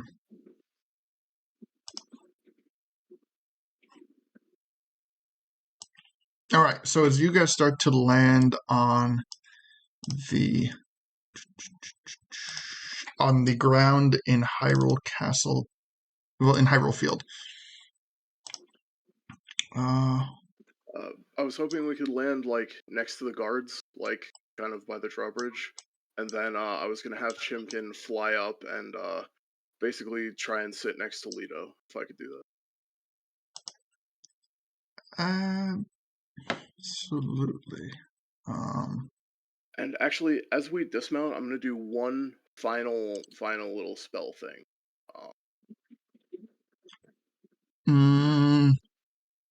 Oh no. Okay, I'll wait then. If you want to do it before dismounting. Yeah. Actually, nah. I already said I dismount, so it's probably too late for that. I'll give it a wait. Okay. I'm just giving. Why is this? No, that's fair. Yeah, I've probably done too many actions. Is this okay? So I'm gonna switch it over, and it's not looking completely right. So let me switch over, and you tell me if it looks right. See us? Yes, I could see us. Yeah. I do keep in mind I have 120 feet of dark vision. I mean, 60 feet of dark vision. I'm sorry. This I isn't was darkness. stuck in the owl. It's fog. Oh, okay. Gotcha. Okay. Yeah. So so you find yourself in like this heavily obscured area by fog. I'm going to. Beautiful. I'm going to put. Do I have Chimkin? I think I have Chimkin, right? I mean, we've used Chimkin before. So. She has the stats of a griffin, if that helps you import it. But yeah, I think her actual character sheet was on the old campaign game. I wasn't sure if that's the one that I've been using. Okay.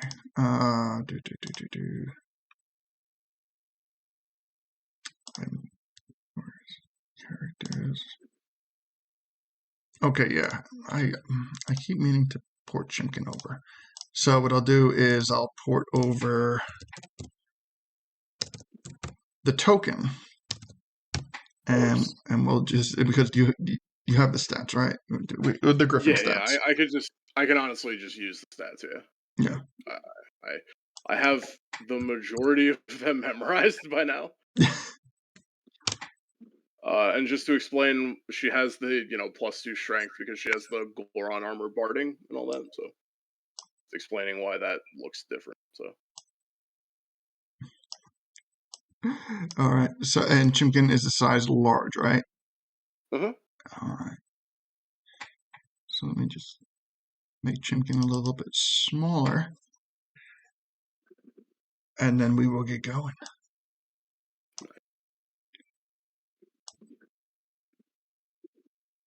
There we go. Okay. Oh, and let me give her the. Oh. Yeah, that's an old one, right? Yeah. Oh, I can't. Oh, because she's not a token, I can't change her thing, her lighting. That makes sense. Yeah, I mean, she has the same dark vision as Deacon, so we could basically, if she's not on the field at the time, her vision would basically be what Deacon sees anyway. If you get what I mean. Yeah. Okay. So yeah, we'll travel together. So we will roll it that way. All right. Sounds good. Okay. So you end up in this fog, and with, I'll just put Leto kind of like on the last thing because he's up on the wall. Okay. All right. So you kind of like get thrown into this almost like this Helm's Deep inspired moment, and going first is Leto. So Leto, you are up on the wall. Okay. So, I am looking out, I am seeing the fog, and I am slightly triggered. Because the last time I was in fog, bad things happened. Ooh, that's right. So, I am just going to, as soon as I see any movement in the field, I'm just going to hit it with lightning. I don't care if it's just one thing, I'm hitting it with lightning. Okay, so you are readying your lightning spell for the first enemy that comes into view. Yes. Got it. Okay. So, all right. So next we go to Deacon. All right, Greg, are you ready? I'm sorry. Am I not supposed to say that? It's quite all right. Is your name? Anyway. All right, Cuck Finn, are you ready for a motherfucking throwback? Yes. I bust out the augmentation elixir potion Mm-hmm. and I dump it into a control weather potion, and I demand that we change the wind up 2 strengths and make the wind blow the fog away from us in the entire area. I did not think this fog of war was going to last very long. and that was absolutely right. So you blow away. Let me get to the right screen.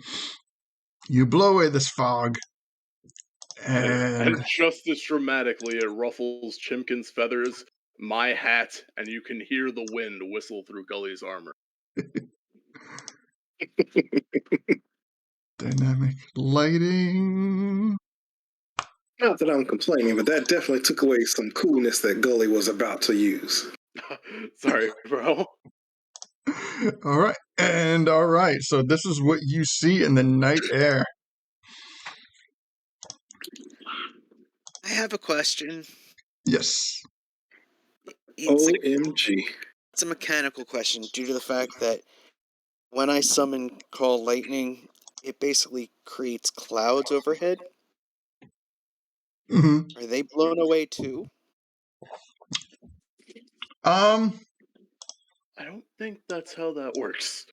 Yeah, because I mean, I would say like the lightning clouds are up in the sky, whereas the intended effect of the control weather was more um towards the ground. Okay. So I would say that not it's not affected by the change in weather. Okay. But we do have my freaking maps are not functioning as they should. Man, I've been holding on to both of those potions for upwards of 2 years to use for this exact. And it was worth the wait. So okay, given the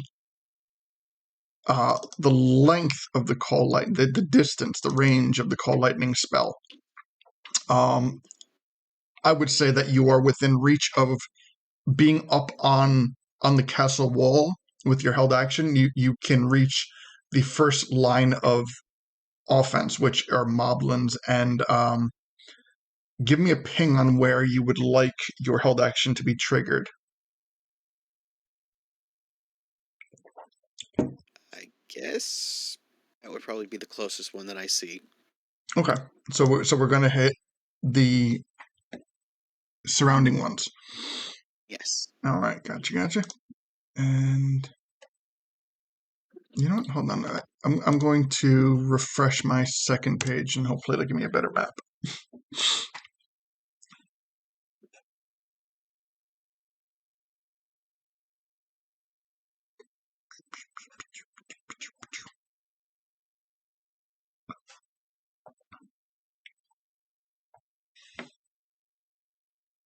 Trying to refresh my map.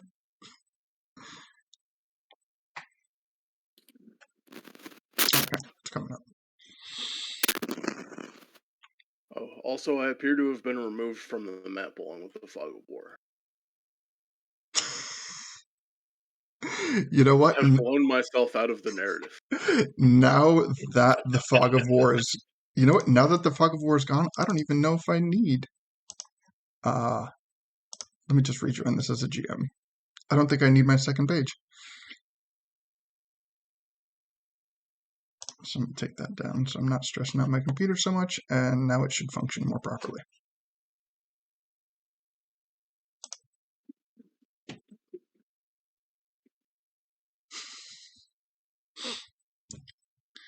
Roll20 is like, Jesus Christ, it's been forever since you had a battle. I don't know what to do.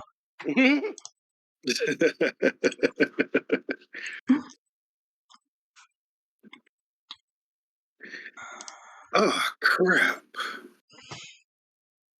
Oh, Would you say at some point during all this, I would have already activated my sword? Yeah. I would, especially since like you like your party is the one that kind of like knows what's going, like as you're preparing for it. Like absolutely, you know. Okay. Okay. So we're looking at that, and we're looking at some. We don't need characters. We need enemies. So first up is the Moblins, who have to make the 2 saves.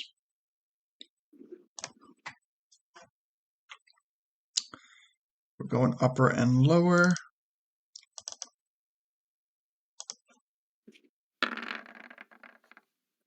The upper passes, the lower fails. All right. It's only 11 points of damage, though. All right. The upper passes and lower fails. Lito, can you ping which one you hit again?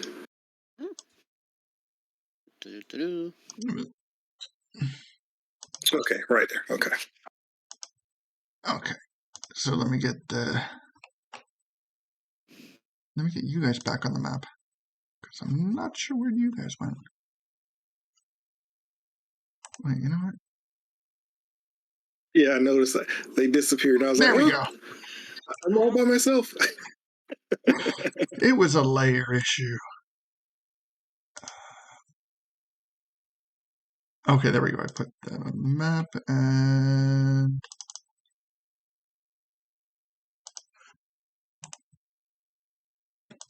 token. Okay, I think that should straighten it out.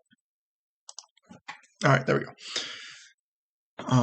Okay, so neither of those 2 died, but both of them have taken a good bit of damage at this point. And now we go to, or anything. Oh wait, that was Lito's held action, and we're on Deacon's turn because Deacon can't use the potions. Yeah. Okay. So, So is it possible for me to like make further changes to the weather with casting a spell, as it's like kind of a concentration spell, or is like it just the one? Just the one, especially since it's only a potion. Understandable. That's what I thought, but I just wanted to make sure. Okay. So, okay. I just realized I forgot to make an initiative for Chimkin. Can I do that real quick? Yeah, absolutely. So,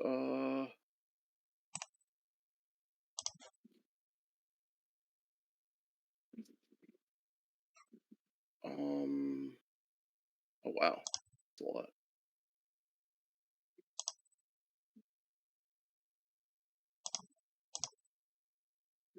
Oh, I was looking at the wrong one. Okay, perfect. Okay, perfect. She gets much more sane. She gets a 1. Alright, so +2, so Chimkin gets a 3. Okay. But yeah. So I guess since Lito's using AoE stuff, for my bonus action,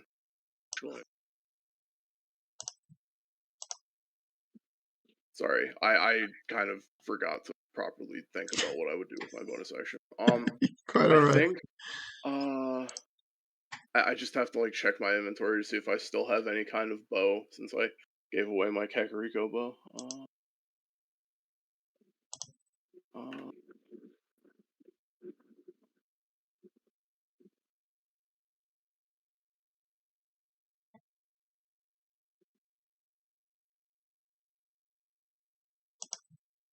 Nothing.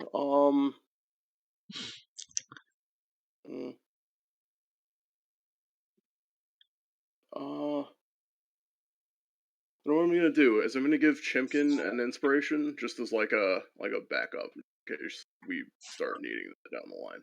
Gotcha. And that yeah, that will conclude my turn. All right. So now we are going to go to this Moblin here.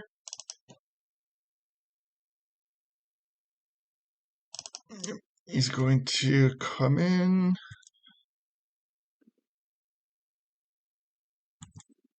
I think. There you go. All right. Unless it's is that a reach item? No, I don't think so. Okay. So he is oh, actually, yeah, it is a reach attack. I'm sorry. Let me move him back 5 feet. He's going to come to there and make a Moblin spear attack on Gully. It's a 21. That hits. 21 hits, and it is going to pierce you for 11 points of damage. And I'll decrease that by 3 because of Heavy Armor Master. Very nice, very nice. And then this one is going to come up and is going to make an attack on Chimkin. Let me see if I can just roll that way. There we go. Nope, that does not work that way. I was hoping I could make it a little easier. With a Moblin Spear. And does a 13 hit Chimkin? No, it does not. All right. And then we're 1, 2. Okay. Now we are going to go to another Moblin further in the back, and I believe he's going to make a bow attack.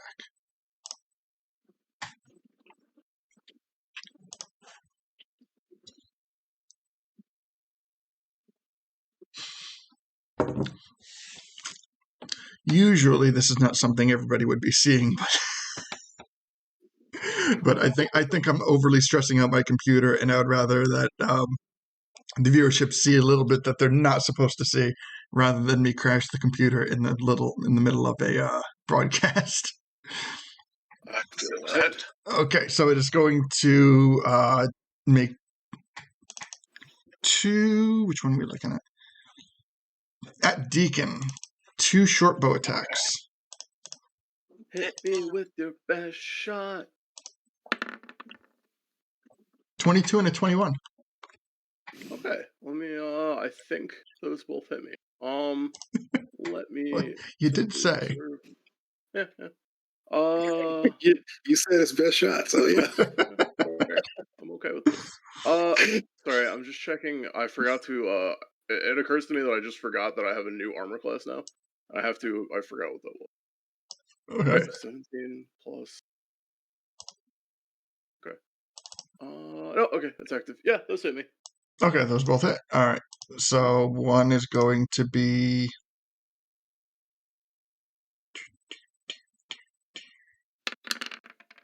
9 points, and the other is going to be 5 points. So total of 14 points of piercing damage. Okay. And now we're going to go to this bad boy here. He's going to go 25, just within range. Going to make a Moblin. 20. How much? I'm sorry. How much damage? Yeah, it was 24. You said. 14. 14. Oh, 14. Okay, sorry. Yeah. And then the Moblin's going to come up and make a spear attack. Okay. 14. That'll miss. That will miss. And now we go to Gully. Yes. All right. E5, full thumb. I smell the blood of evil scum. Nice. Be it alive, be it dead. I'll grind its bones and make my bread. and you see Gully start growing in size, and he invokes his giant's might. All right, let me give Gully a nice little growth. Bam, all right. All right. And he is basically going to swing on this guy right in front of him. All right, so going at this Moblin right here, you go. Oh, that didn't work. Let's let's try that again. All right, does 21 hit? 21 will hit. All right. Yo. Yeah. Perfect. All right, and then he will swing again. Well, I will say that that is enough to take him out. Oh, okay. Well, in that case, then he will swing again, but he's going to move and swing on the next person. There we go. All right. So, what direction is Gully heading after that? He's going to head over here to knock out this fool that was crazy enough to actually swing on his compatriot. You got it. I got to. And that's going to be a And dirty 20. Dirty 20 is going to hit. yep. All right. There we go. All right, and that will do it for Gully for this turn. All right, and Gully in 2 swings have taken out 2 Moblins.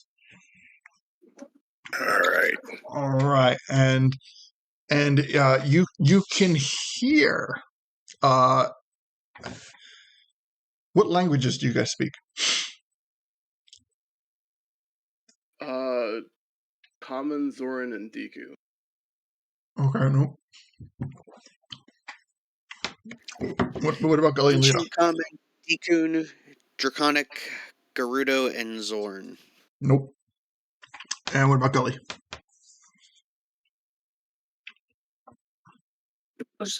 Gully knows Common, Tweely, and that's it. All right. So none of you understand, but you can definitely tell that the Moblin in the far back is you can see him pointing at Gully and saying something in a language you don't understand. And once he says that, you can see a volley of 2 arrows heading towards Gully.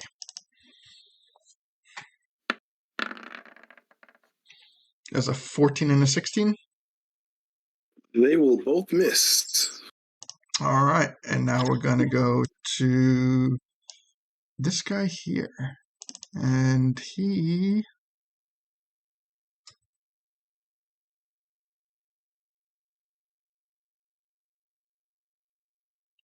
You know what? After you hear something called out, he does not move. And he just kind of like holds his spear at the ready. However, this Moblin, on the other hand, is going to make a spear attack on Gully.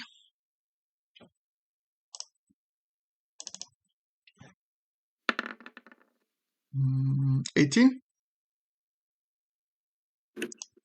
What are you doing? That tickles. Nice. And we're gonna bump.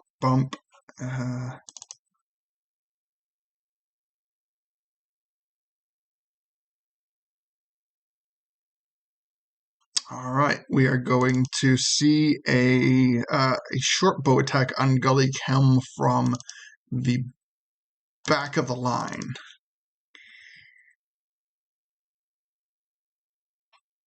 I think.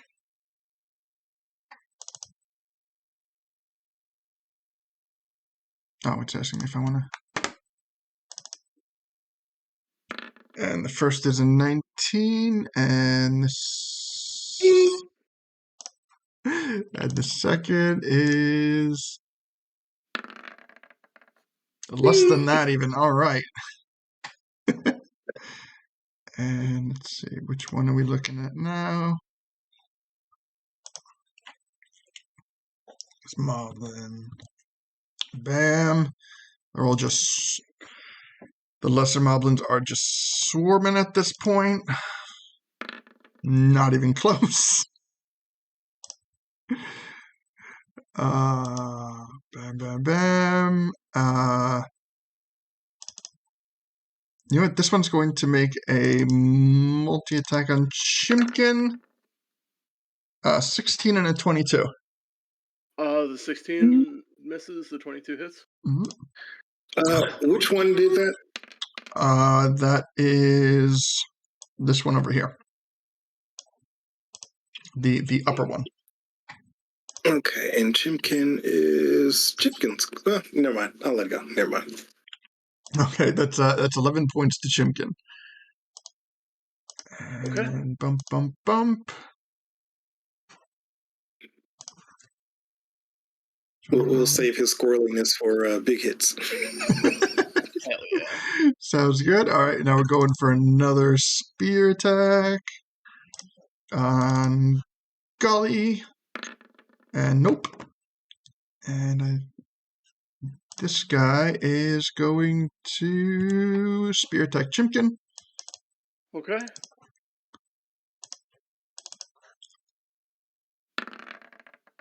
For a 5. That'll definitely miss.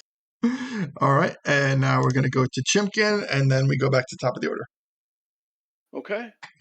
Chimkin is going to, I guess at this point, since she is in the battle and it's a little clearer, and there's like less giant, ballistae in there, or catapults and such, Mhm. she's gonna fly on over with, that should be about 20 feet of her movement. She's gonna pick up Deacon. Gotcha. And yeah, it just is like an object interaction, you know. Mhm. Just like to, nestle him under her back, and let's see. She's going to. I gotta move this over. So it's 20 feet, and she's from this position. She's gonna move up. How tall are these guys? Like over here? They're a large size, so Gotcha. yeah. Did they have reach? Because she was right here, and they would be within 10 feet of her. They do have reach. Gotcha. So she would be leaving that and provoking attacks of opportunity because she's leaving the 10-foot range, and their reach means you have to leave the 10-foot range, not the 5-foot So range. both of these here. Yeah. And they go bam, bam. Sorry, I just have to check. Nope, you're all good. The 10 misses, the 20 hits. All right, and All right. So since it triggers her Armor of Agathis, she will take 4 actual hit points of damage as it removes the rest of her temporary HP. And because she got hit with that damage while she had it up, it takes 25 points of cold damage. so that knocks that out. Mm-hmm. All right. And then that stuff I said where she nestles on top of him, and she's going, or nestles him on top of her, and then she's going to fly up. How tall did you say? I'm sorry. Those I would put at about maybe 8, 9 feet. Okay, so she's going to fly. I'm going to say just another 20 feet in the air, to like stay out of reach of him. Mhm. And she's going to fly over here, to this side of this one, so she can kind of like, yeah. It's not quite flanking, but she's going to attempt to attack one on the sidelines anyway. And yeah, she's gonna make her her beak attack and then her claw attack on the one that's just above her. Okay, you got it. 7 for beak, 9 to hit with the beak. A 9 will miss. And 14 with the claws. 14 will hit. Okay, 2, 6 plus 5 takes 13 slashing damage. Ooh. All right, so this moblin is not looking good at all. Okay. Those claws have just torn into it. Oh wait, shit! I just realized. Okay, I realized I still have mirror image, which I completely forgot about because so much had happened in the meantime. Oh, I will resume that during the next turn if it's okay. Because it lasts for like a full minute. that's fine. Thanks. We Sorry. both forgot that there was a lot of Yeah, pre-battle going on. there was so much happening. But yeah, we'll just continue that next turn. When I remember it now. Sounds good. All right, so that resolves Chimkin. Yep. All right, so then let's go with we back to Lido, and I'm trying to find you a lightning bolt. Okay.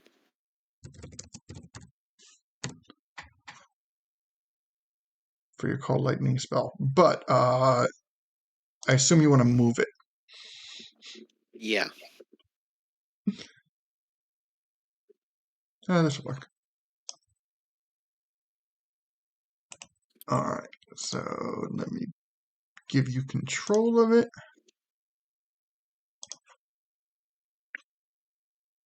Okay, so you should, and yeah, where would you like to move it?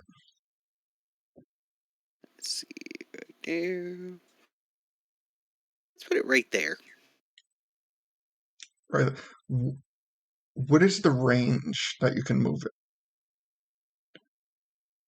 Let me double check on that.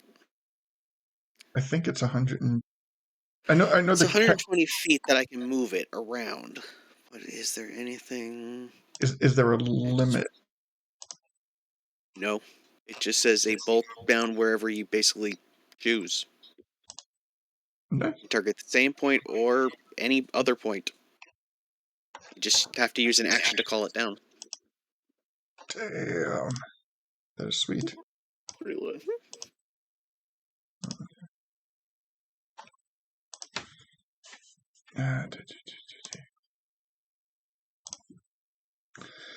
All right, so Righty there.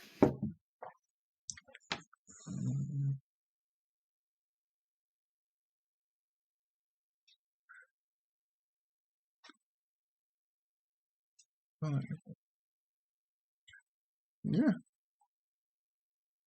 it does not limit. Fuck. Okay. Right there, and that is a dex save.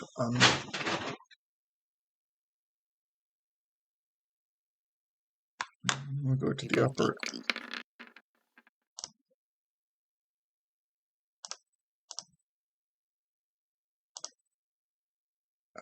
and lower. Nope.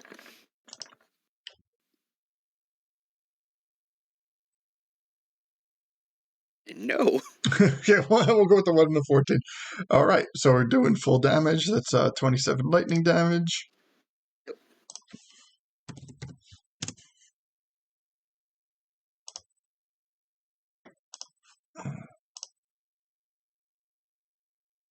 It's going so slow. All right, so they're both looking okay. And I'll pull out my shield since I forgot to do that. We gotcha. And that'll be my turn. All right, so now we're gonna go to Deacon. Okay. Let's see. Oh, there's some fun stuff available here. Okay.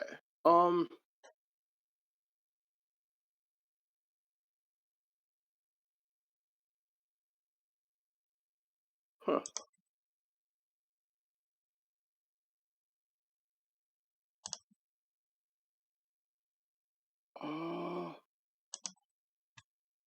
I think what I'm going to do is I'm going to cast Greater Invisibility on myself, which will also target Chimkin. Okay. And that gives me 1 minute of invisibility, during which time I, am invisible, including anything I'm wearing or carrying, and I can cast spells and make attacks as freely as I want during this turn. However, this consumes an action, and it is concentration up to 1. Gotcha.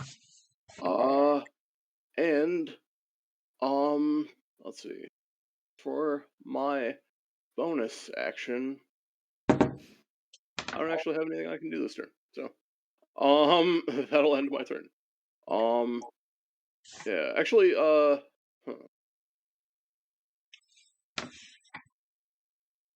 Oh wait, yeah, wait, that's a spell.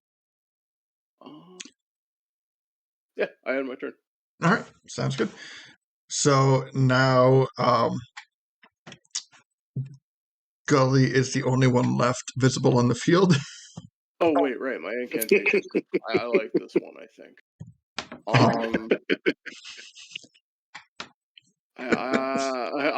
I go sneaky, sneaky, and yeah, we'll disappear. All right. So they'll just like momentarily look around and just see Gully in his enlarged size looking there, and they just, like shrug their shoulders, like, all right. And first one is going to Come make. on, surround me, you scallywags. Gully's taking him on. Is that the best you got? This takes me back to basic training. All right, so the first Moblin fails. The second Moblin is going to make a double short bow. 8 and 22. Does 22 hit? 22 will hit. 22 will hit for 13 points of piercing damage. And that Right. guy's dead. And now we go to Gully. So we'll take 10. All right.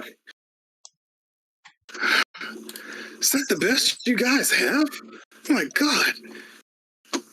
And he will have any of these. Which one of these have taken damage? I cannot remember. It doesn't matter. He's just going to start with this one right here. Going counterclockwise, the southern one is the worst for the wear. Okay. He'll start south and make his way around. Okay. In doing that, this one has a provoke of opportunity, attack of opportunity. 15's gonna miss. Okay. Alrighty, so we'll swing. 22's gonna hit. And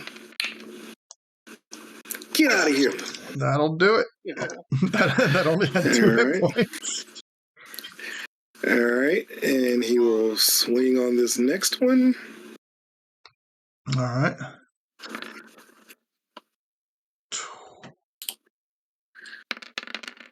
Damn.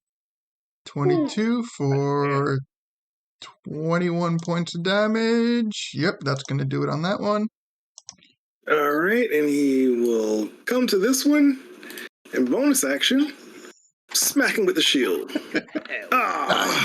Only 13. A 13 will hit, though. Oh, okay, we'll take it. Yeah. Nice. For 9 points of piercing damage, it is up, but it is not looking good. So Gully is clearing house. All righty. Please tell me this is not all you've got. Actually, you know what? Never mind. I didn't say that. Didn't work well for me.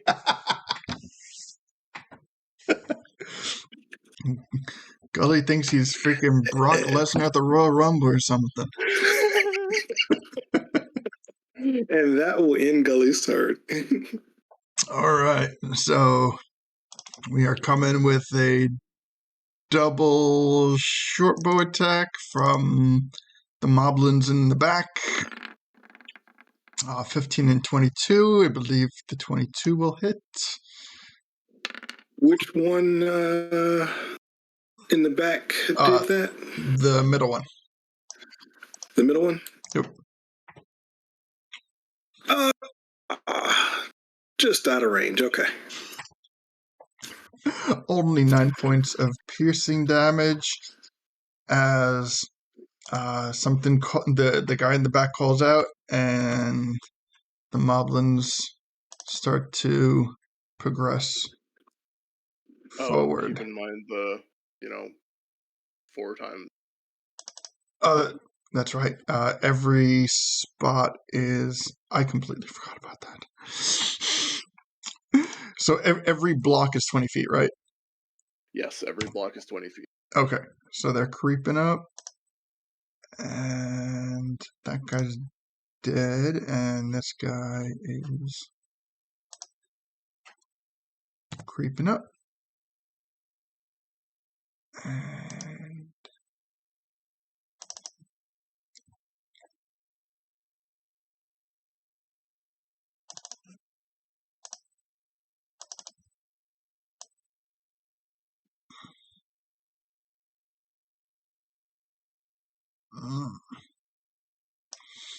And all right, so this guy's going to make 2 short bow attacks at disadvantage on Gully. First one's 2 nat 1s. All right. You'll love to see it. Mm-hmm. This armor looks too good. It's blinded you, huh? That guy's dead. That guy's jumping. Come on.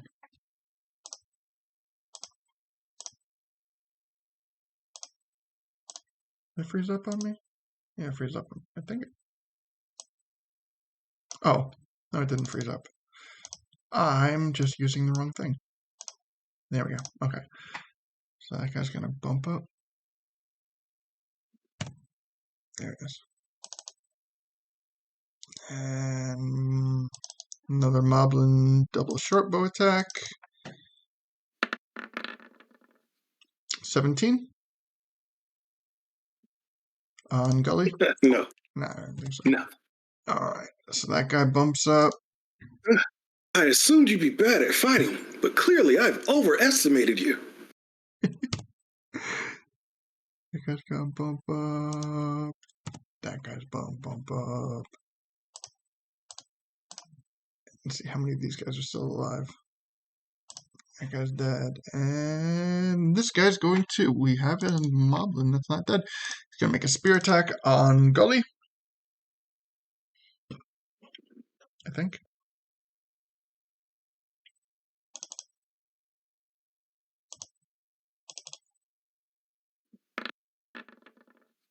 Yeah, that's not going to work. All right, so we're going to end the round with Chimkin. Ooh, you got me in the funny bone again. Stop that. So how tall are basically the rest of the enemies on the field? Like how tall are these guys? They're all a good 10 feet tall. Okay. Okay. So, I guess what I'm gonna do is, I'm gonna fly around, so.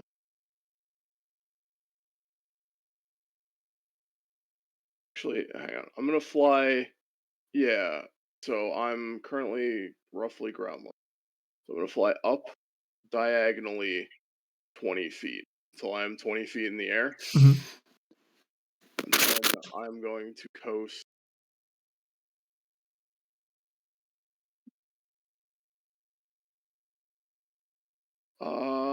Yeah, I'm gonna coast 75. Over here, and then yeah, until I'm at 70. And the last 10 feet, I'm going to gradually fly down 10 feet so that I'm in range of this creature here. Gotcha. And then I'm going to make, with advantage because it can't see me, my beak and then claw attacks. You got it. So for the first one, I roll d20 plus 7 with advantage. So that's 19 to hit. That will hit. Okay. D8 plus 5. So 6 damage. And I roll 1d. And then I get a natural 20 on my claw attack. Nice. So that's going to be 46 plus 5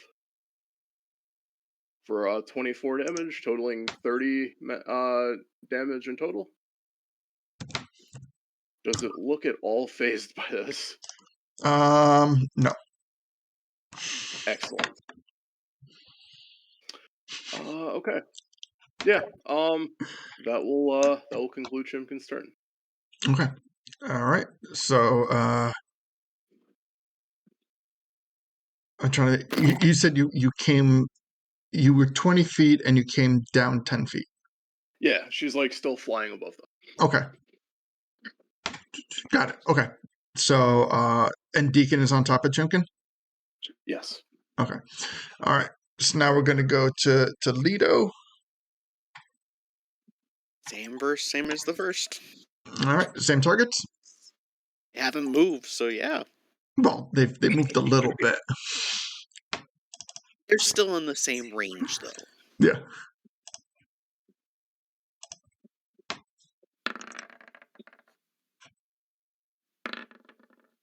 All right. Both fail. So 15 points of damage. All right.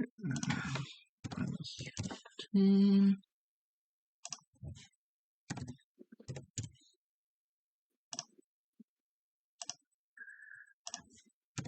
15. They're still looking fine. Anything else?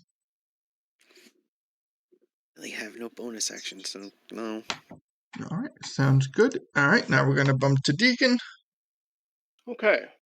So, what I'm gonna do?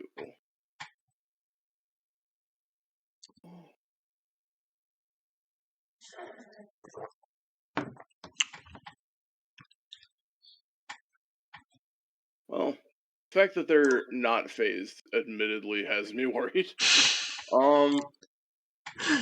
These are big boys. They are large boys indeed.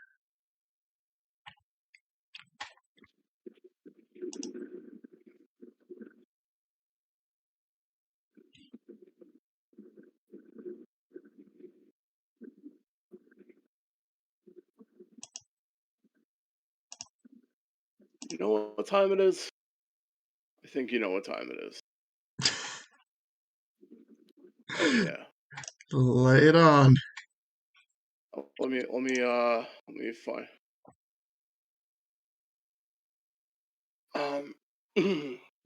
Okay. So, Dekun is going to take out his rapier.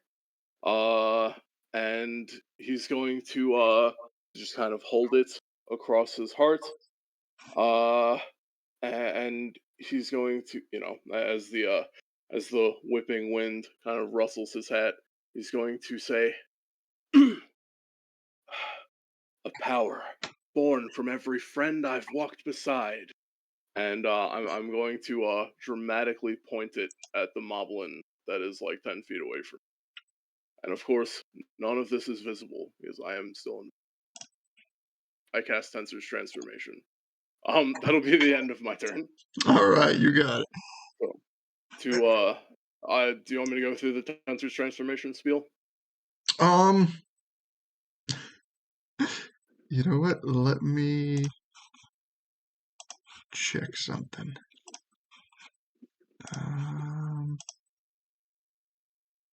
So, all right. So, Yeah, just give it like a brief once over. until the spell ends, I can't cast spells, and I gain the following benefits: 50 temporary hit points. If any of these remain when the spell ends, they're lost. I have advantage on all attack rolls that I make with simple and martial weapons. When I hit a target with a weapon attack, that target takes an extra 2d12 force damage. I have proficiency with all weapons, shields, armor, and all armor, shields, and simple and martial weapons. I'm proficient in strength and constitution saving throws. I have multi-attack when I take the attack action, unless I already have extra attack. I do.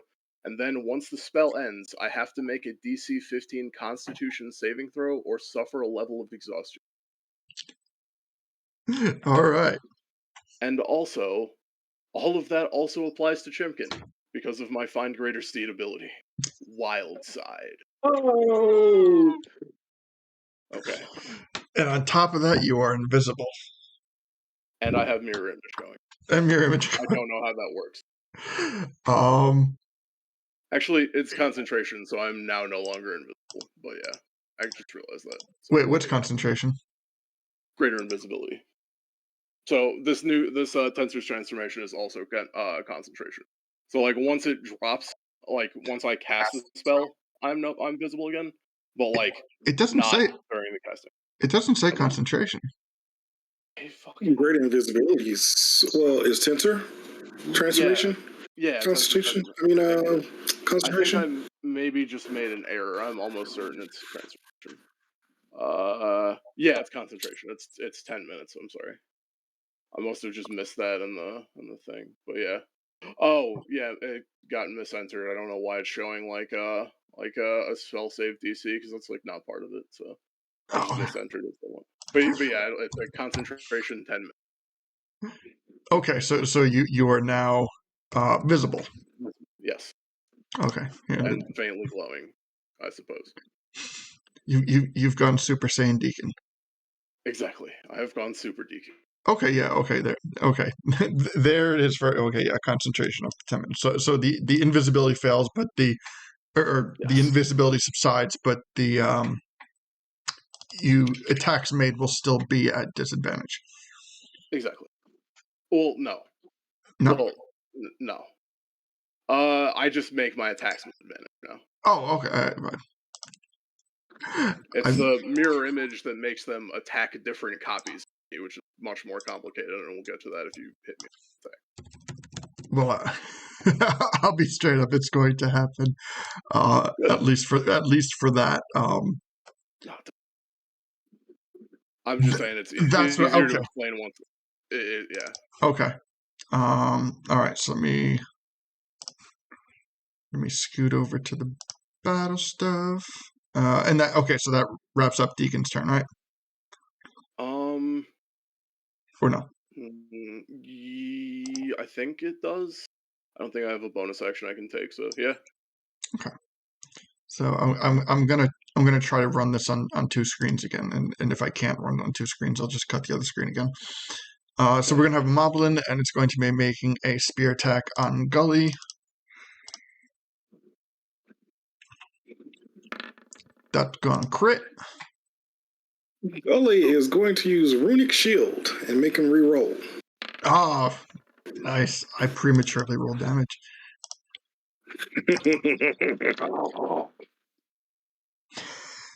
Well, we've gotten rid of the crit. Does a 21 hit? That will hit, yes. All right. But no crits here. No crit. So, okay. 16 points of damage instead of 33. So. Alrighty. All right. That was an excellent play. And get back to my DM screen. Okay, there we go. So that will wrap up that. Okay, so now let's knock out Mirror Image because this Moblin is about to make an attack on Chimkin. Okay. So, let me bust out the spell just quick. So basically, when you target Chimkin with the attack roll, you have to roll a d20, and depending on what you roll on that d20, separate from the attack roll, will affect whether you hit actually Chimkin or whether you hit one of the 3 illusory Chimkin duplicates. Okay, so essentially, yeah. And since I have 3 duplicates, you basically, when you target me, roll a d20 and then you roll the attack. Okay, so d20 first.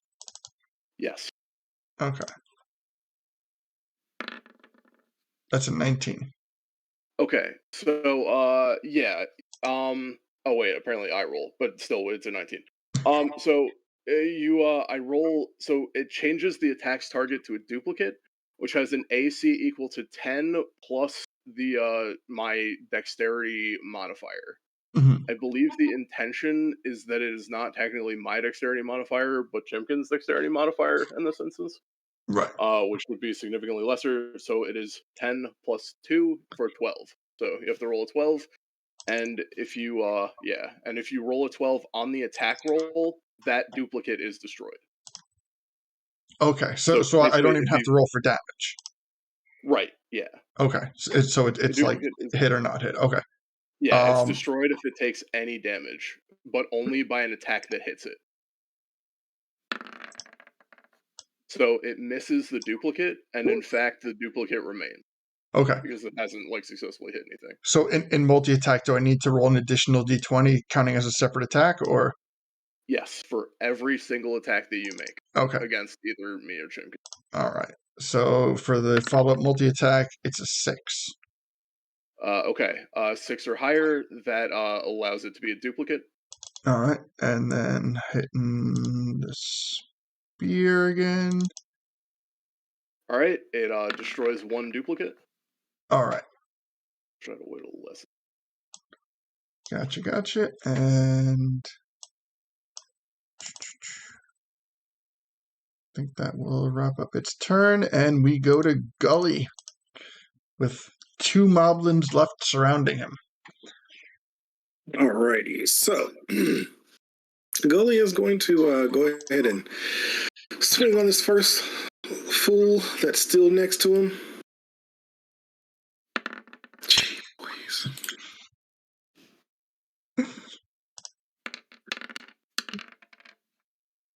That is definitely going to get the job done. Alright.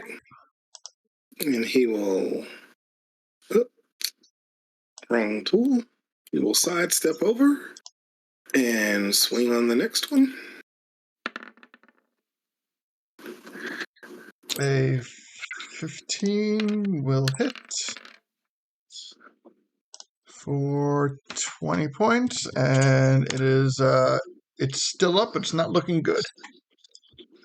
Oh, okay. Well, in that case, he'll go ahead and smack him with the shield. 14 will hit. And 8 points. It's still standing, but it's looking real bad. Just die, why don't you? Jesus. And that ends my turn. All right, sounds good. And now we're going to go to the center black moblin. And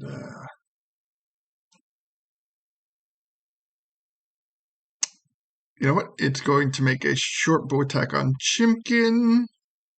Okay.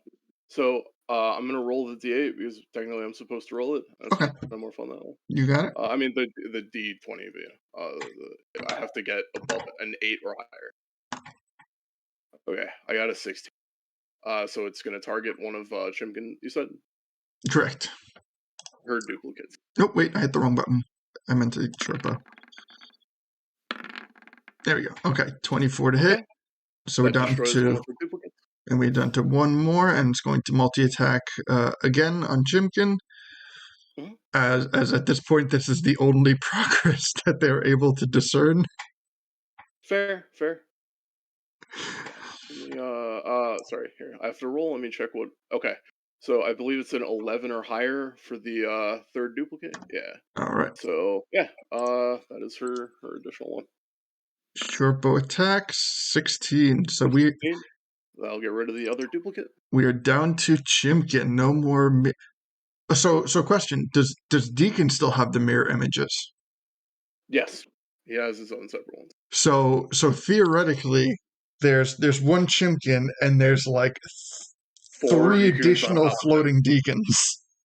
Yes, they're basically on top of her. There's like 4 little Deacons. Just like shifting places constantly. I'm imagining like from an outside perspective, it looks like Deacon is like glitching out. Missing but it's Deacon. Amazing. I love it. Deacon is like the Vanellope, whatever from Wreck-It Ralph, just like zipping. Excellent. I love that. That must be fucking terrifying. Oh, man. Now we go to the... Damn, I gotta own that next time. I gotta make that creepy. Absolutely. Okay, so now we're going to go back to the big boy Moblins, who are is going to make one step backwards now. Does it have reach? I think it has reach. I need to bring up all the sheets again. Yes, it has a reach with this. Oh wait, can it reach Chimkin? Chimkin's 10 feet. 10 feet in the air. Okay, so it's still kind of like level with it. Yeah, I would say so. Okay. So that is no. A 1, right? Okay. Yeah. Woo. All right, Lucky for us. and let's go to the other. Where's the other? Where's the big boy? There he is. Okay. This one is going to take 1 point of movement, and there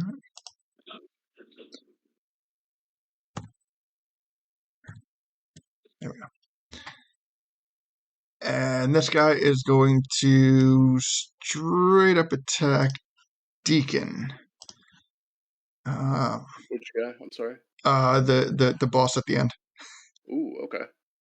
So here, I get to roll a d20 again. Yep. Okay, so this attack is going against Deku. Correct. No, what I mean is like it misses the duplicate. Like it's a gotcha. straight hit. Okay, so that's going to be a short bow attack.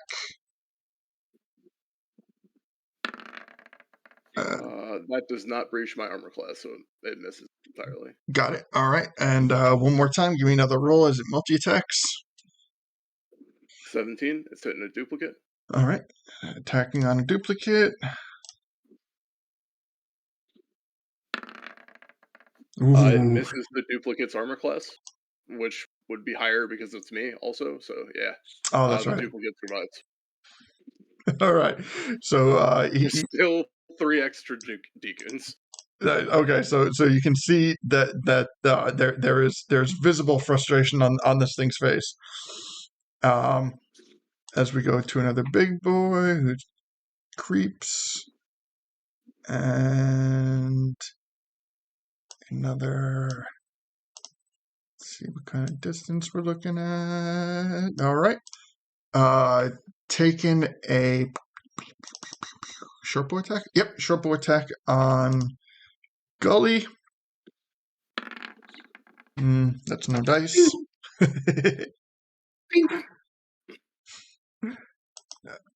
What did I just do?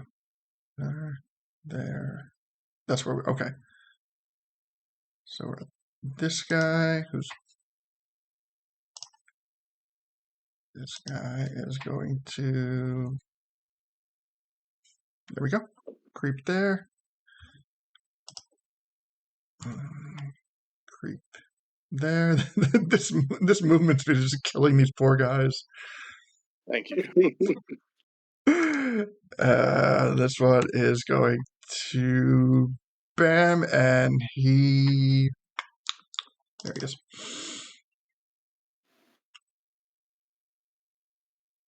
Can't wait for you to finally hit with one of these dudes and it just one-shots Chimkin or something. I'm genuinely nervous about that. Oh, what's up? I didn't scroll to the bottom of the character sheet. I saw something that I just that I have not been making use of. It's funny. Like as a chef, one of the like core rules, especially about like baking, is read the entire recipe before you start anything. And the whole time I've been sitting here like looking at a partial character sheet, but I digress. So this fat moblin is going to make a spear attack on Chimkin. Okay. Nervous laughter. That misses. All right, and it does not have multi-attack, and this guy's not. Okay, so we go to Chimkin. Chimkin's turn. Okay. So, what she's gonna do is, she's gonna, I guess, like,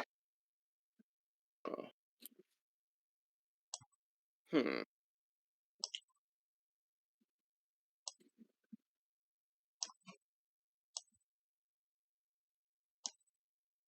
Shimkin, you know what?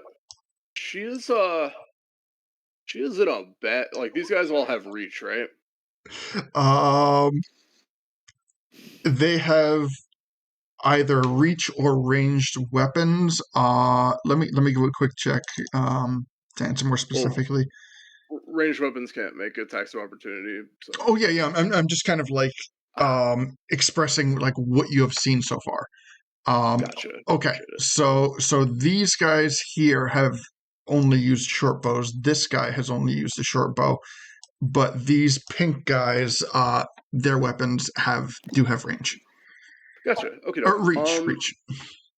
So what I'm gonna do is I'm going to disengage. Um, and I'm going to I'm gonna fly up 20 feet diagonally, and then I'm gonna move uh down mm, 20 feet diagonally for like to basically just arc over their heads, you know. Mhm. To and then yeah, so I'm gonna just move over here. Unfortunately disengaging is my action. Actually no, sorry. And then I'm gonna move down here. So I'm like 10 feet, you know, like, basically just zigzaggy movement until she's like over here. That's still within her 80 foot of fly speed. Um and yeah, actually, wait, no. I'm sorry. She's gonna leave. So this was just to reiterate, this was her 55 Mhm. feet of movement was right here. She's going to put Chimkin on the ground, um, with her object interaction. Uh, and then she's going to fly 35. No wait, it's I'm sorry, 25 feet over to. Yeah, I can move at most 25 feet. So she's going to move over to stand like basically above Gully. Because she's above him, they can basically occupy the same space, whereas like Chimkin is Uh-huh. 5 feet over here. I'm sorry. Dekun is over. Oh, they're merged. Whoops. Okay. Well, anyway. Here, Um hold on. There there we we go. go. Alright. So yeah, Dekun is like over here on the ground now. I would Mhm. like to move him right there. And Chimkin is flying above Gully. Um and okay. Um I'm going to have Chimkin um on her turn. She's going to deliver a message to Dekun, who I would like to use his reaction to call out the message to Gully. If I could do that, because Honestly, verbally, I would just consider it a free action. okay, cool. So then, yeah, he's gonna say she's offering to carry you. Sorry, I don't need to yell in real life. She's offering to carry you closer. Um, actually, wait, I could be on her back for that. I'm gonna stay on her back for that. Anyway, yeah, she's offering to carry you closer. That's what I'm trying to do. Basically, like flying like above Gully, you can on her back. She could carry you closer, so we could fight them together. And then she's going to make a claw swipe at the Moblin next to Gully. Okay. Yeah. So, quick question though. In Gully's Wait, enlarged no, form, sorry. would Chimkin be able to carry Gully? Uh, so how heavy is Gully? Would you approximate? And I Um, say that because Well, by giant size now. gotcha. Don't worry about it. I have a way over. I'm good. Okay, I just wanted to make sure because technically speaking, Chimkin can carry like 1,200 pounds. Oh wow. Cause she, it's it's 15 times. No, it's 600 pounds. Okay, yeah, there we go. yeah, that, Yeah, that that would put it kind of close, especially with the enlarged armor that Gully's the armor that is enlarged on top of everything that that's a good Gully's point. wearing. Okay, doke. I just wanted to make sure. Okay, well, in that Well, case, I have a way over. okay, just wanted to make sure. And in the meantime, we could soak up some bullets for you. Uh, So yeah, that'll end Shimkin's turn right above him. Sounds good. All right. So now we're I gonna. just realized since she disengaged, she can't make the attack, so that's why we're. Gotcha. All right. So now we're gonna go to Lido. Okay. So Leto is going to point his arm straight up in the air, then point it out, and then proclaim, "You guys should surrender." And when they don't, because he's not going to wait, he proceeds to go behind his back and pull out a familiar wand that Dekun gave him and cast Fireball. Excellent. Been waiting to see Right this one. Not gonna there. lie. And I'm going to use 5 charges, so it's going to be a 7th level Fireball. Beautiful. All right. Nice. 7th level fireball, and we'll start off with the dex save on the big boys. It's a DC 15 for the wand, though. You gotta say the magic word though. Explosion. Do it. 15's the DC. Okay, so the two big boys have failed it, and Okay, there we go. So everybody 45 fails. points of damage. Whoa! 45 points of damage to all of them. Damn. Ooh, nice. All right. I think I'm done for a little bit. I only have like 2 charges left, and then it might break. Okay, so the top black moblin's looking okay. The bottom black, the middle one is looking okay.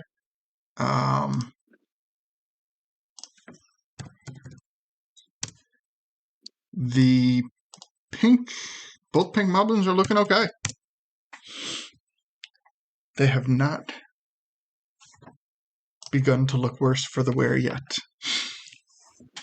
That's fine. Hurt them. That's what I wanted. It did. That was a good bit of damage. It absolutely, like, you can smell the searing flesh from the attack. It was definitely caused a chunk of damage. And then Leto holds up the wand in front of him and goes, and then like turns it and puts it away. Nice. Like flips it in his hand, just like in his little imaginary satchel, holster. All right. It's me. We are getting down to the nitty gritty. We have just one moblin left. A good bit of the upper echelon moblins, none have gone down yet. And we take it to Deacon. Okay. Alright, so let's see. Can you take out this little punk moblin right here, Deacon? Hell yeah. Okay. Let's see. Has it taken any damage yet that I could tell? Yes. Oh yeah, it's looking pretty bad. Okay, perfect. So I'm going to take out my hand crossbow. Oh, sorry, got a lot of character sheets, so it's hard to figure out some stuff. So I'm gonna take out my hand crossbow. I'm going to just basically hold it like point blank above the skull, and I'm going to make just a regular non-sharpshooter attack. 19 to hit. 19 will hit. 9 damage in total. That is exactly the HP that I had left. Beautiful. Nice. Puts him down. Okay. All right. And then, so then I'm going to turn my sights. Sorry, I'm going to just pivot and point my sight at this guy. At the guy in the back. Yeah. I want to get a feel for him. So I'm going to make a sharpshooter attack. Let me make sure that my stuff.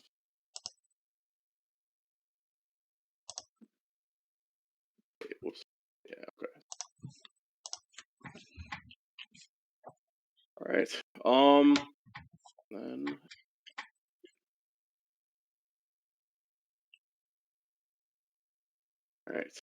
So, yeah, sharpshooter attack against the silver thingy in the back. Mhm. Deciding if I'm going to use any extra stuff on this. Nah, I won't. Okay. So number 1. Oh, and I have advantage on this as well. For Gotcha. defensive stress. Number 1, 14 to hit. A 14 will miss. Yeah, so well. Okay. Alright. I'm gonna try this again. Wrong. Try this. I got a 13 that time. Okay. Oh, it's just this crossbow is all let out a fart noise. Okay. Huh. Do I have anything else I can do? Nope, that's my action and bonus action. I conclude my turn. Alright. Alright, so we're gonna go to the lower black moblin who wishes he had an AoE attack. But these things have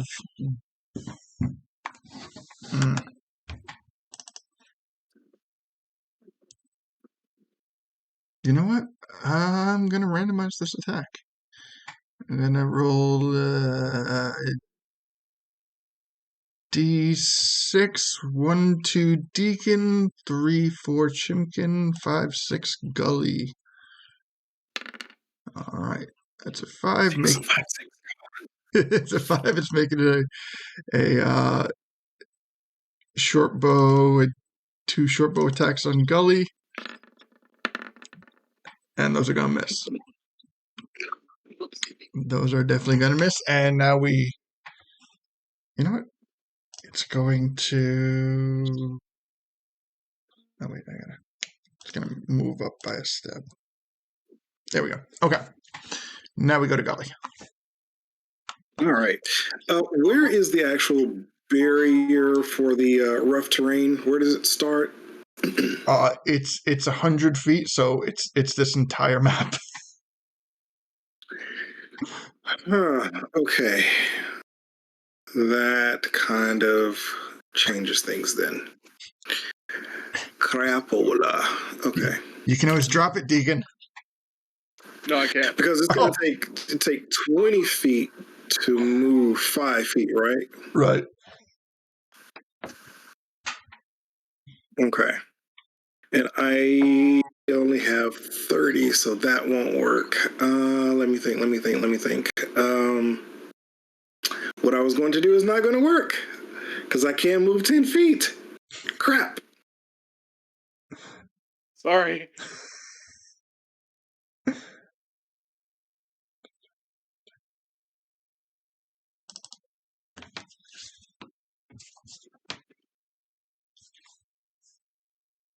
Okay. What if you dash?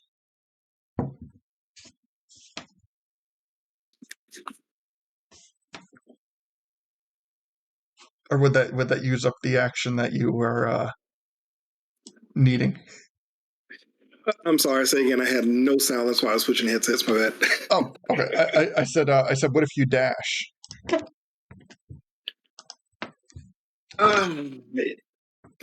That would work, but that's gonna take my bonus action to dash. So instead of doing that, currently, I'm going to. I hate to have a sucky around here, but I'm going to have to. I need a second wind,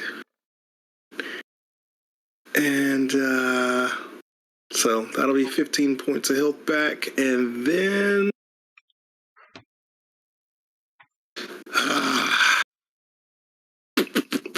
Okay. I'm gonna move 5 feet. Sorry, dude. Or 20 feet. Sounds good. All right, and that's my turn. All right, so we're gonna have this Moblin. Is that Call Lightning still active, Lito? Yep. So he's going to move diagonally. Let's need 5 more feet of movement. Crap. All right, and I'll do it next turn.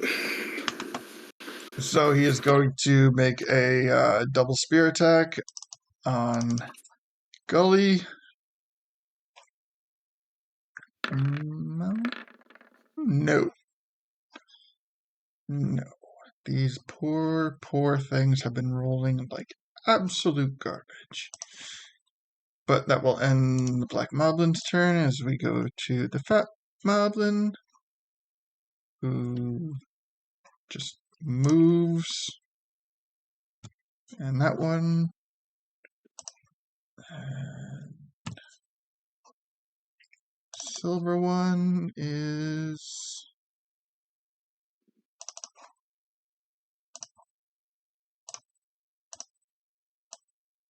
All right. He's going to make his own double short bow attack on Gully.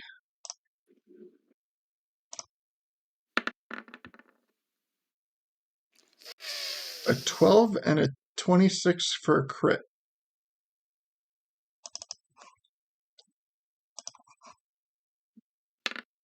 And 14 points of damage.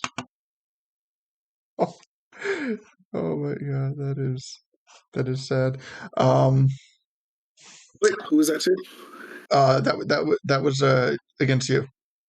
Okay, and who did that come from? I'm sorry. The guy in the back. The guy in the back, who I'm assuming is probably too far. He is, I believe, 75 feet away. Yeah. But wait a minute. Oh, it doesn't matter. I'm within 60 feet of myself. Yeah, runic shield that. Nice. So reroll. Yeah, reroll. You got it. Rerolling of short bow. 17. And that misses. All right. Much Much I was better. thinking I had to be within 60 feet of the person or where it was coming from. No, I just need to be within 60 feet of where the damage hits. So, no, yeah. I am me. I can do my show. Shoot myself. Here we go. Yep, all right. Sounds good. And then we're going to have this guy creeping up. And we got this guy creeping up and making a double short bow.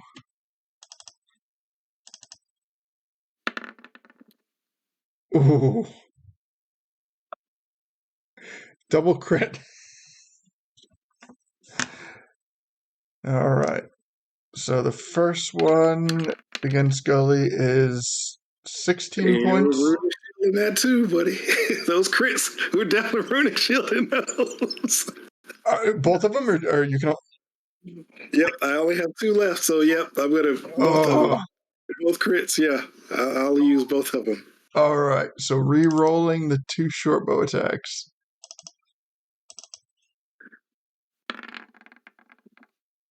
A 24 and a 6. So one's gonna hit. Yeah. So yep, I'll take it. All right, much better. Only 9 points of damage. That, of course, he reduces to 6. Gully is a tank among tanks. All right, so this guy's gonna creep, and this guy's gonna creep, and they're just like trudging through like the roots and overgrowth. And now we get to Chimkin. Okay. She's gonna. Okay. Let me think.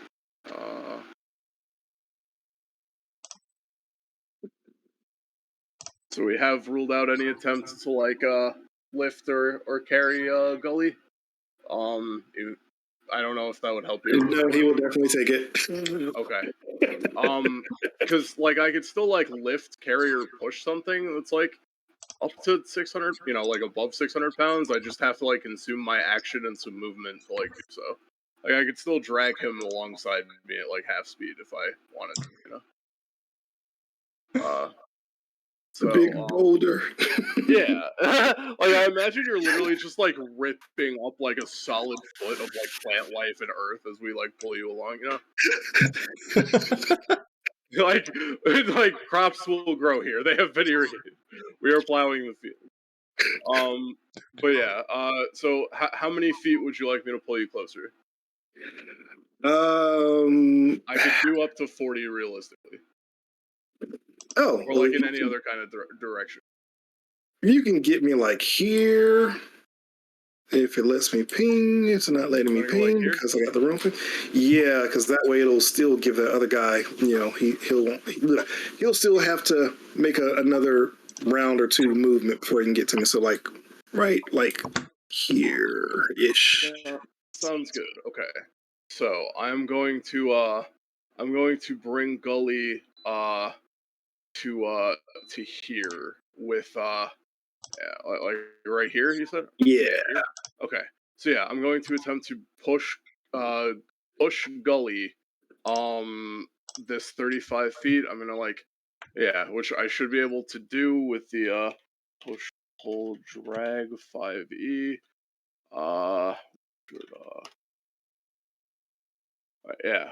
Up to twice your carrying capacity. Which would be that 1,200 pounds. In total. Sorry. I'm a big boy. Hell yeah. Okay.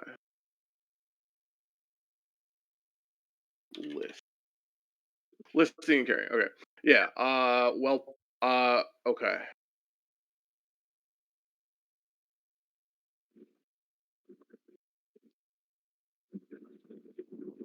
So. Okay. Yeah. So, let me.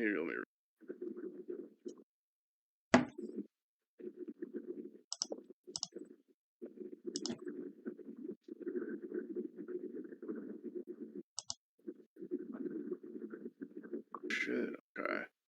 Doesn't quite work here.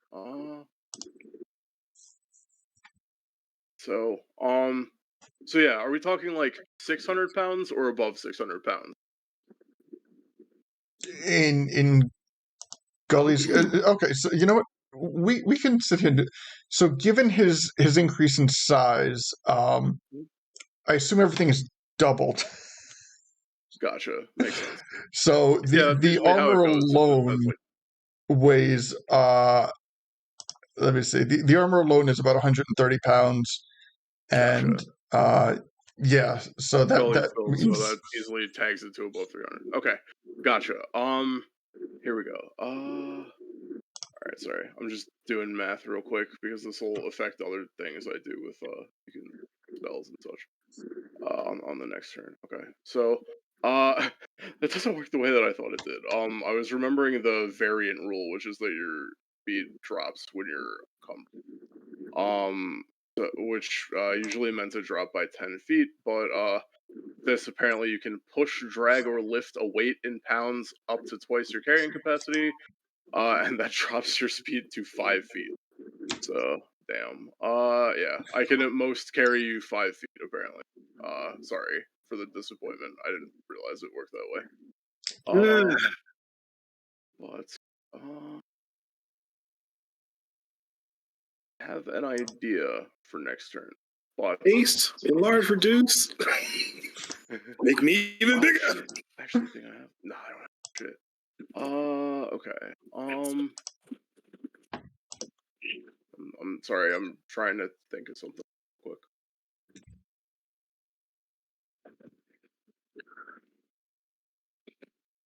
Shuffle. All right. So Shimkin will drag you forward 5 feet to like make that Yeah. Okay.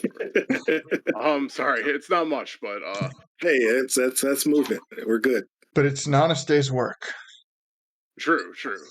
Okay. And we were here, right? Yeah. Okay. That move was okay. Yeah, that's where we land.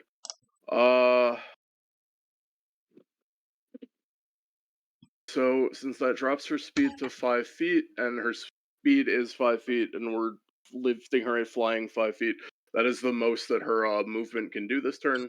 So that'll conclude her turn. Okay. Sounds good. And where's the turn order? If only I had a flame tongue crossbow. That would be metal. Hey, you picked that sword specifically. No, it's great, but I mean, at range, I mean, I do have a regular crossbow. I guess I could use. So, yeah, I'm okay. making it more difficult than it should be. I should just use a crossbow. Just as a refresher, how long does the spell last, Deacon? An hour? Instantaneous. The terrain spell. No, I know, that's what I'm saying. Like it just does this. Like it's like this until they unfuck the terrain or until I cast it again. Oh, it's like a permanent effect. Yeah. Oh, It's yeah. This just is like this until I cast the spell again. gotcha. Okay, so all right. So now we're gonna go to Lido. Okay. What are you plotting, Lido? I'm looking at all kinds of different things, coming up with the best option. I guess until I have a better option, we're just gonna strike right there with some more lightning. All right. So That works. that's right. Can't beat the classic. He's 16 though. Wait, how come we can't? Oh, hold on. I'm looking at the wrong.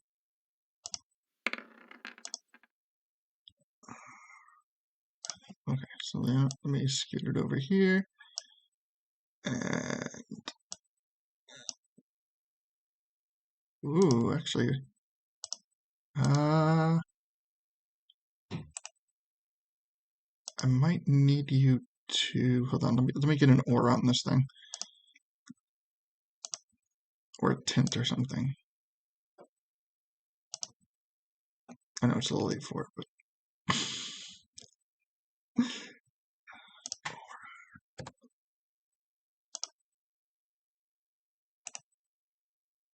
okay, there we go. All right, so give me, yeah, that's where you want it. Okay. So there, it's only going to hit one of the two guys. Okay. Okay. Dex save on the guy. And it's a 16. That is a failure. Fails to save, takes the full 16 points of damage.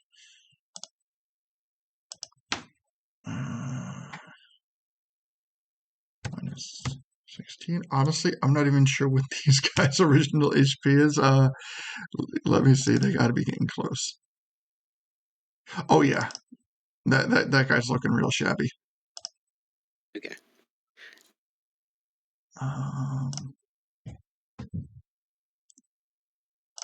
The guy on the top is looking good. And let me see. I know that the one above him has taken some hits. Let me see what I can. Yeah, the one north of him isn't looking that hot either. Yeah. Okay. So anything else on Lido's turn? No, Lito's just gonna start looking through his bag, looking for things. And that's it. All right, stuffing things. Going to Deacon. Okay. So, all right. What I'm gonna do his I'm going to take a look at my inventory. And I have an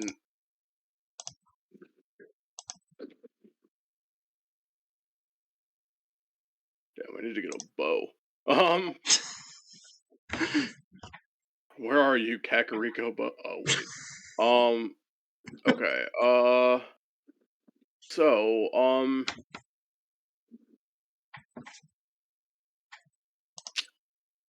there is not much that I can do. Except point and shoot. So yeah, I'm gonna take. Uh,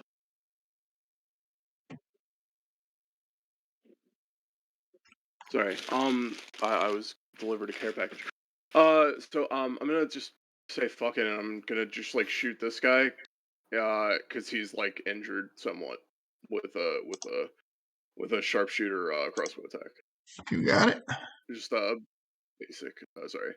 Okay. And that has advantage still. Critical hit. Crit, nice. So I'm going to do that thing that I do where I increase my armor class by the first of these dice. And I increase my damage by both of these dice, which is I'm gonna roll a d12 for my Blade Master Flourish, which expends an inspiration die to increase my armor class by 9 points until the end of my start of my next turn, and then it'll deal like a total of 13 additional damage, and then also riding on my attack are the 2d12s granted to me from my Tensor's Transformation, which are double to 4d12s, adding up to 32 additional damage. So I have to whip out a calculator for this. 4 plus 9 plus 4 plus 2 is equal to 68 damage of magical piercing damage. All right, and it had 63 health. Excellent. All right. So just unload it on that thing and worth every point. Hell yeah. And then I'm going to look at the one to the north side up here. And I'm going to level a shot at that one. All right.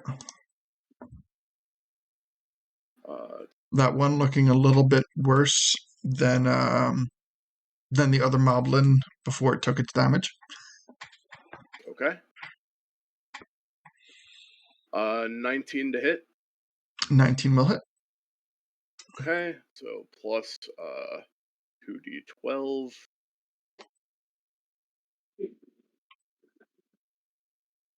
So it takes 34 points of magical piercing damage. All right. It's still up, but it's real bad. All right. And then I'm gonna make a another sharpshooter attack, same as before. 21 to hit this time. 31 points of damage in total after the magical 2d12 force. That'll do it. All right. And, let's knock these people out, and this. All right. This field is starting to dwindle. I would like to point at the other Moblin, like right here, and go. And oh wait, I don't have my camera, so I'll point at it and I'll do the neck slit motion. Okay, you got it. Let me take a look, and yeah, it gets it. Give me an intimidation check. Okay. Here we go. I get a bonus from my Hylian armor for this. Yay! Nice.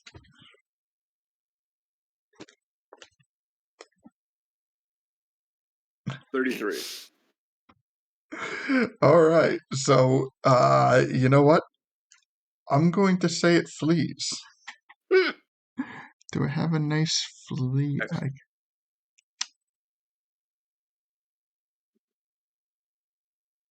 There we go. Call that the flea icon. All right. So I'll tuck this one over here.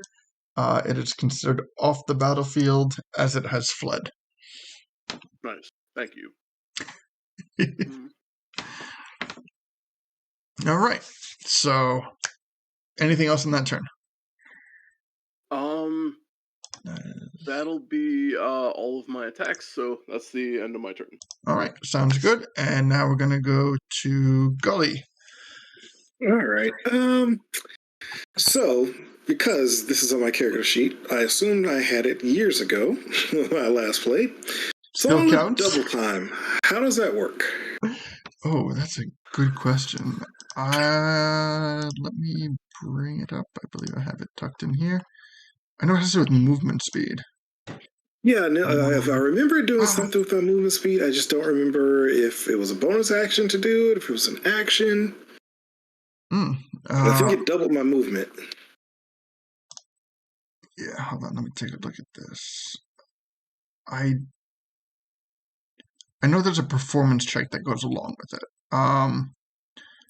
So you know what? First of all, do you have an instrument? I have a flute. Okay. So oh god, I suck at performance. Okay, so I'm looking at this things, and the minimum DC on all the songs is a DC 15. So I'll say that a DC 15 performance check will give you double time for double speed for a minute. Oh, here goes nothing.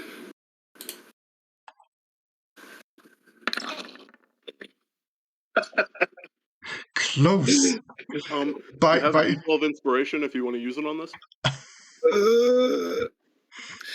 Inspiration, or inspiration die? Inspiration die, like D12. Oh, heck yeah. There we go. That's it. As long as I don't roll lower than... Don't roll a 1 and you got this. There we go. All right, there we go. There's a success. Your speed is double. Yeah. All right, so now I can actually move 10 feet to then jump using my winged sandals that give me a +10 to my jump. Nice. However, we are gonna. Your action for the turn was consumed with the performance check. Okay, that's fine. That's cool. So you can use anything that gives you an extra action, like an extra attack, or a bonus action. That's movement. Huh? But that's movement. No, the performance was the action. What was the action? Yeah, but my movement would be to move and jump. Oh jump yeah. An action. I'm just like I'm I'm attempting to get ahead of you because I'm not sure what you have planned. Yeah. Well, do I want to? You know what? Now that I have the ability to do it, I will move and jump when I can attack. All right, it is active, and you have it active. So yeah. Yeah, we'll just leave it at that. Yeah. Oh. So sorry, guys, I'm not getting up there until next turn, but I'm going. Gully is this massively brolic, incredibly agile, just soaring through the air kind of guy. Oh, that is a sight to behold. All right, so performing this turn. Next turn, I'll actually move. All right, there we go. Okay, so let me see if we. Okay, so this guy is gone because he fled, and now we're going to the pink boys who. It's moving slow as hell.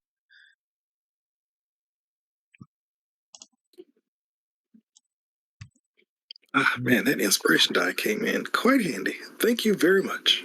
Cheers, bro. Also, for the pink guys, I just imagine like the bounciest fucking like bass, fucking trombone, and like fucking just tuba playing. Yeah. Okay. Double shortbow attack from the silver guy on Gully. Complete and total failure.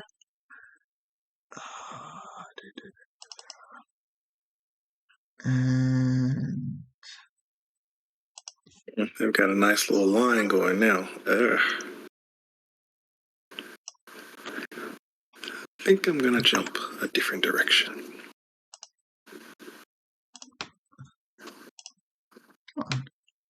well, that's like, oh, that's what I'm like. Why isn't it letting me select it? There we go. Boom. There you go. All right, that's gonna step up, and this guy's dead, so he don't get a turn. This guy is within the call lightning, so he has to make his dex save.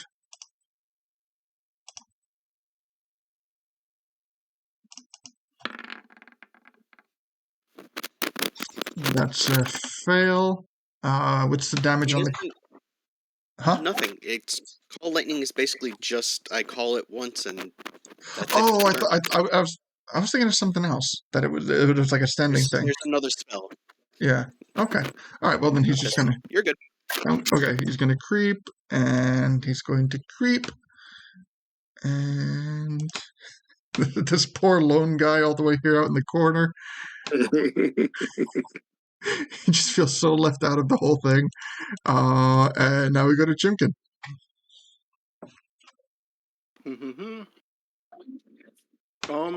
Yeah, she's just gonna soar in like a, like an arc, so that she's again over these guys. Mhm. And yeah, she's going to just like land on the ground in front of the big silver guy.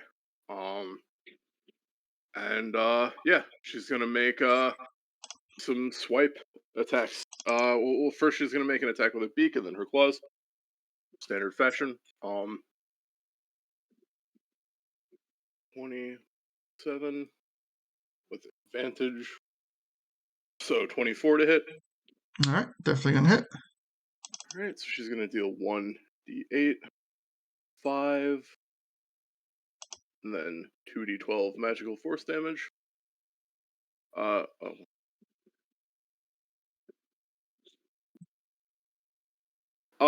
Okay, and then she's going to make a second attack with her claws, and advantage. She gets 11 to hit that, so she's going to you know what? She's going to use her D12 inspiration, so she can bump up that 11. Why not?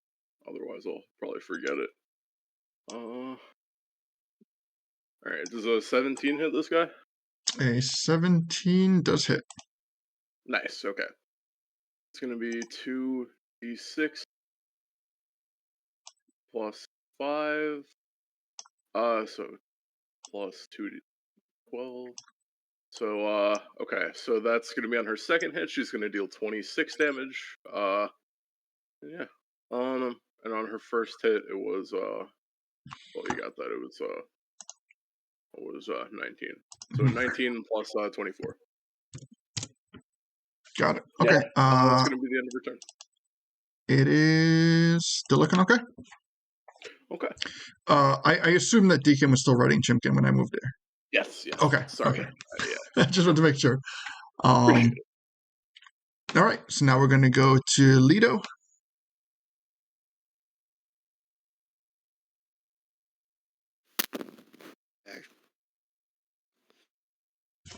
Time to yeah, this is gonna work. So Lido's just gonna go, enough with lightning. Let's see if I can just cut you in half. By cut you, I mean I'm gonna set you on fire. So I'm gonna cast Wall of Fire. All right. It's 60 feet long, starting from there, going down to there, going over to here, and then going there. All right. That's where I want it. So you know what? Let me see if I can stretch this.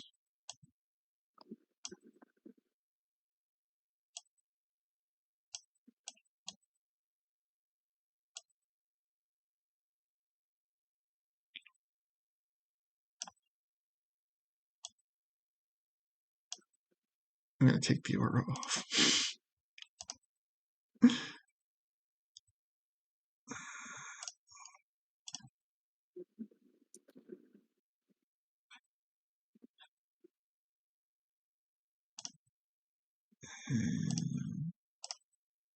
Okay, there we go. Okay. So wall of flame hitting all of them, and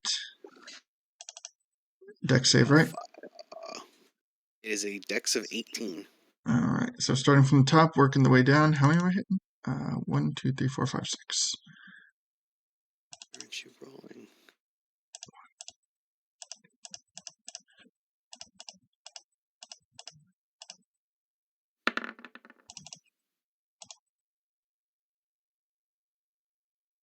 Did they all fail? They all failed.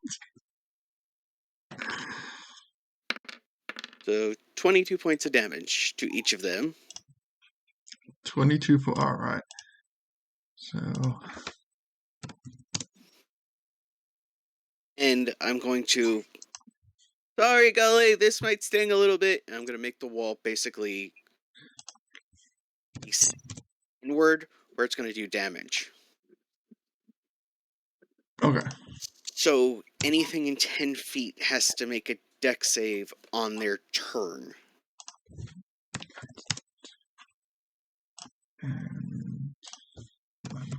Okay. So none of them went down, but they're all still fully engulfed. Yes.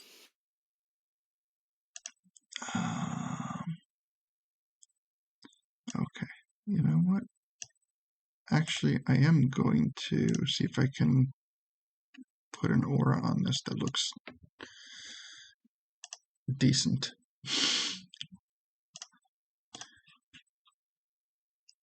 That is way too big.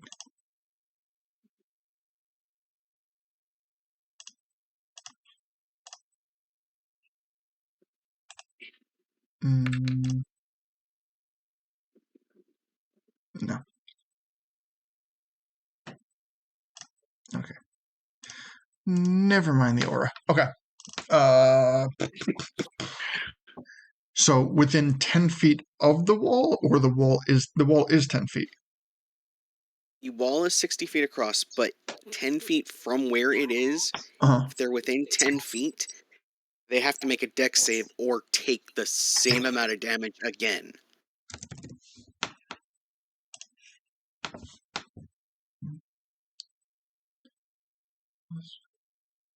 Wait, that's not right. Wall appears.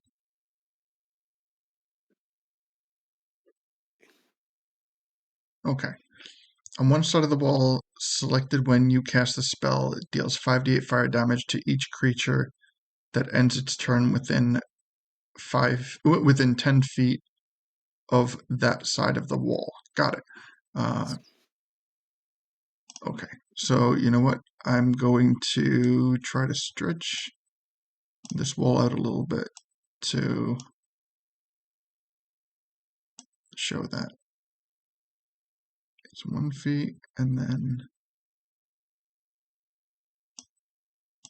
10 feet. Okay.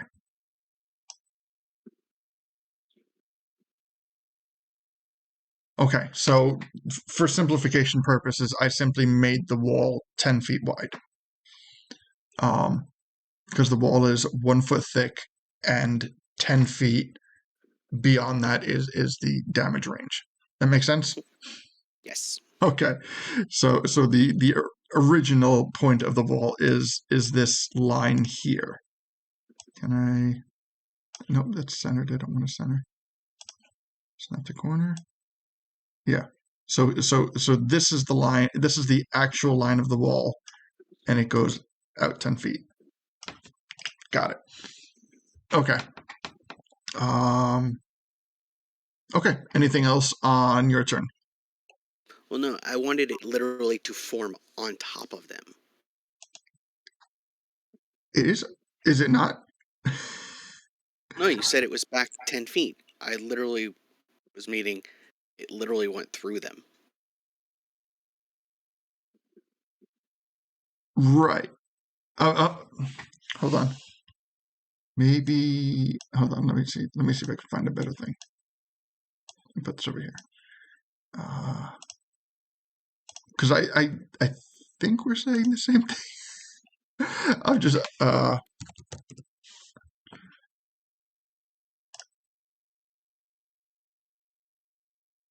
you know, why don't I can just draw it. Okay. Does it have to be a straight line?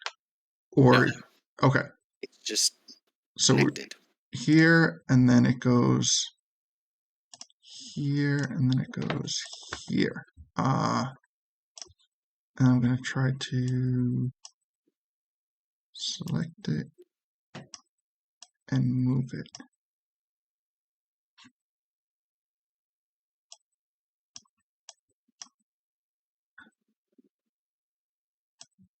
Come on.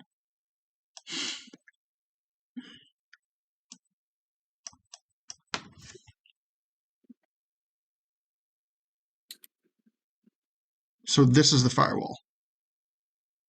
Or is this the firewall? That's more the firewall. That's okay. So everything 10 feet, like from it and 10 feet to the right. Yes. Okay. Actually, let me fix this line.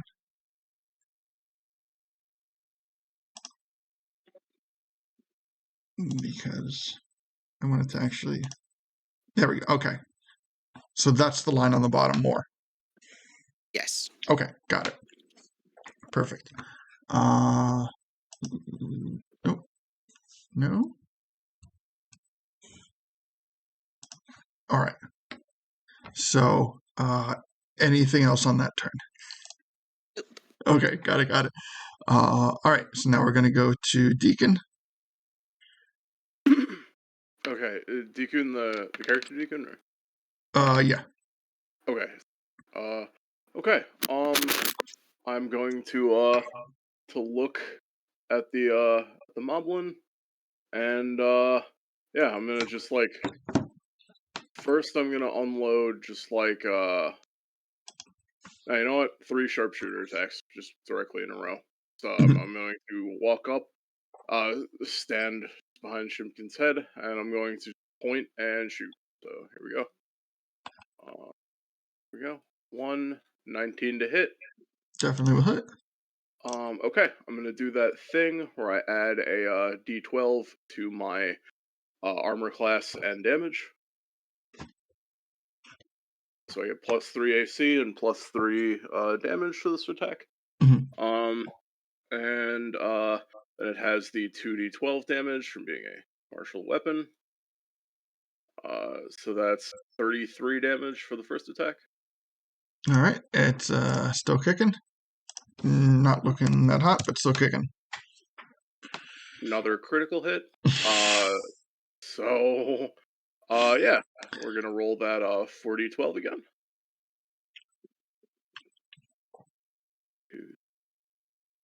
12. That's gonna be 49 damage from that attack. All right. You have taken out the silver moblin. All right. Something in my notes about this. Okay. Behead next silver. Oh, this is a moblin, not a bokoblin? No, moblin. Okay. I was supposed to behead the next silver. I might behead it still. Anyway, Just for good measure. just for good measure. In that case, I'm going to turn and attack. I guess this one. I'm gonna just like turn around and attack this fat moblin Mhm. with a sharpshooter crossbow attack. You got it. And just for visibility, I'm going to call out that the silver one is no longer. And then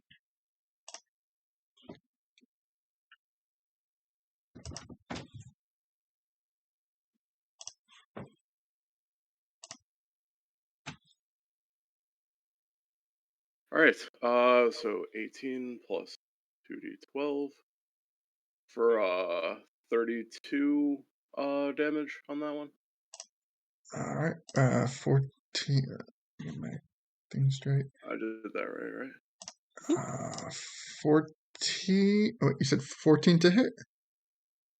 No, 21 to hit. Oh, 30, okay. 30. The 14 was the extra damage from the 2d12. Okay. Yeah. 21's gonna hit.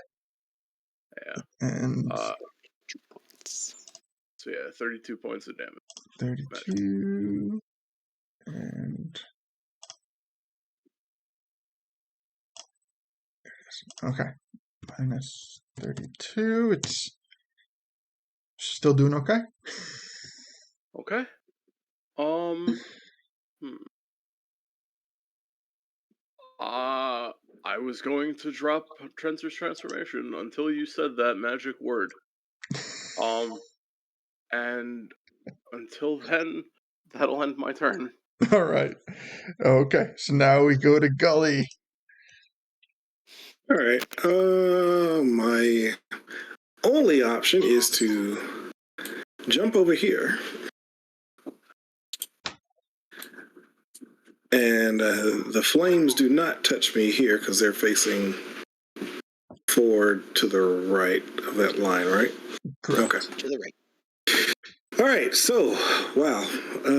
Yeah, let's go ahead and smack this dude.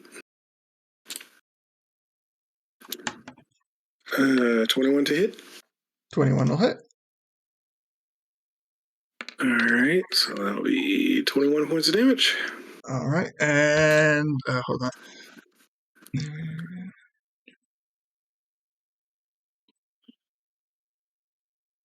There is a reaction, which is what I was going on about that I completely didn't even notice. Okay. So, as a reaction, the Moblin can, after it's hit, Moblin itself. Oh my god, whoever wrote this is like, Jesus Christ. Okay, so, I need a, yeah, because he is not dead or prone. The attacking, I need a DC 15 athletics or acrobatics check. Okay. And fortunately, these will be at advantage because of Giant's Might. So,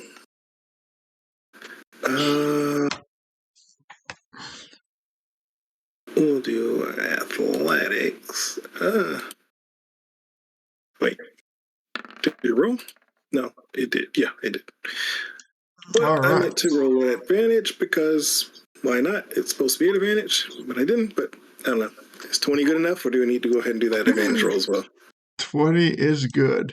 Okay. Hold on, let me just move you aside so I can tilt this guy because did they fix? There it is. Okay, I'm gonna put you back now. Okay, so he tries to body slam you. You duck out of the way, and he falls prone. Wow. Okay. So now my attacks are at advantage on this fool on the ground. With their leader gone, these things are not that bright. All right, here, take this. All right. Yeah, if he's still there, he's getting a shield to the face next. Okay, so wait, let me factor in some of this damage. I didn't even do the first attack. The first one was 14 plus 7.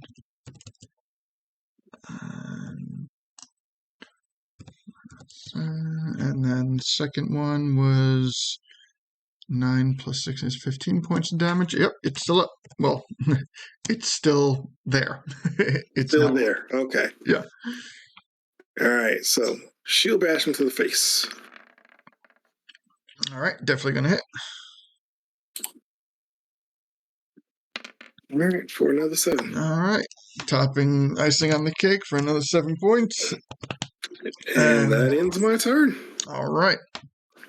And first we are going to go to this Moblin, who is going to, first of all,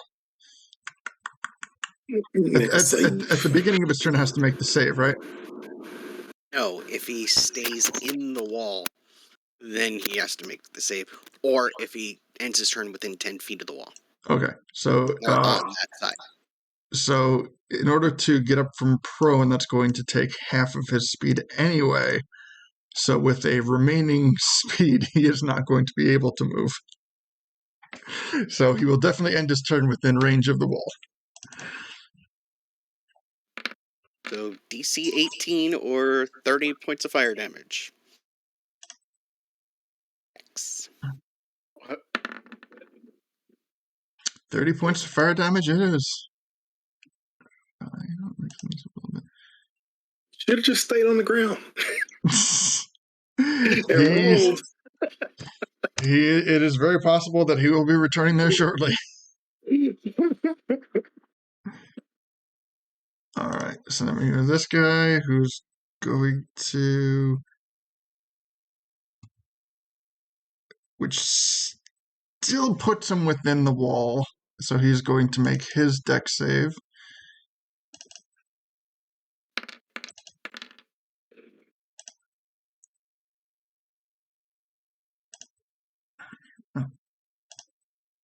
And the direction of the flames, is it to the right or to the left?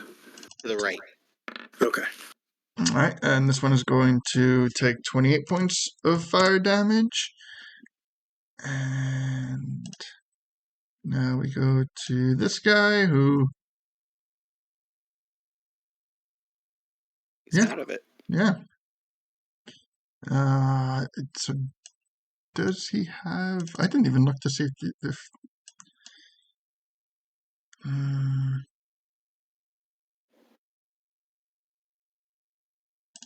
you know what?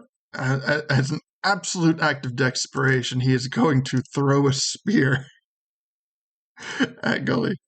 I'm sorry, Javelin. 18. Does not hit. Javelin goes wide. And so you have this guy. He hits one of his buddies in the graveyard. And he goes this guy, and finally the guy at the end who is sad and lonely. Ah, what the hell? I'll call it if he's still in it. I'll say he's still in it.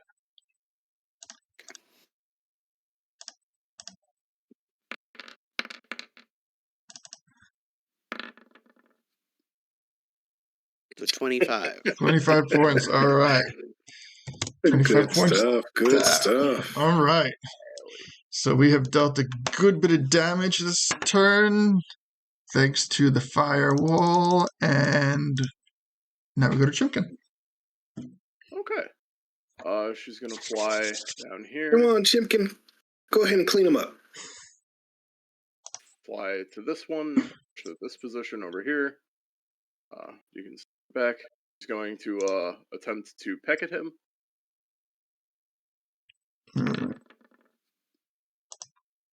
So be 20 plus 7 advantage. So that's 21 to hit. 21. Oh, excuse me. Well hit. It's gonna be 1d8 plus 5.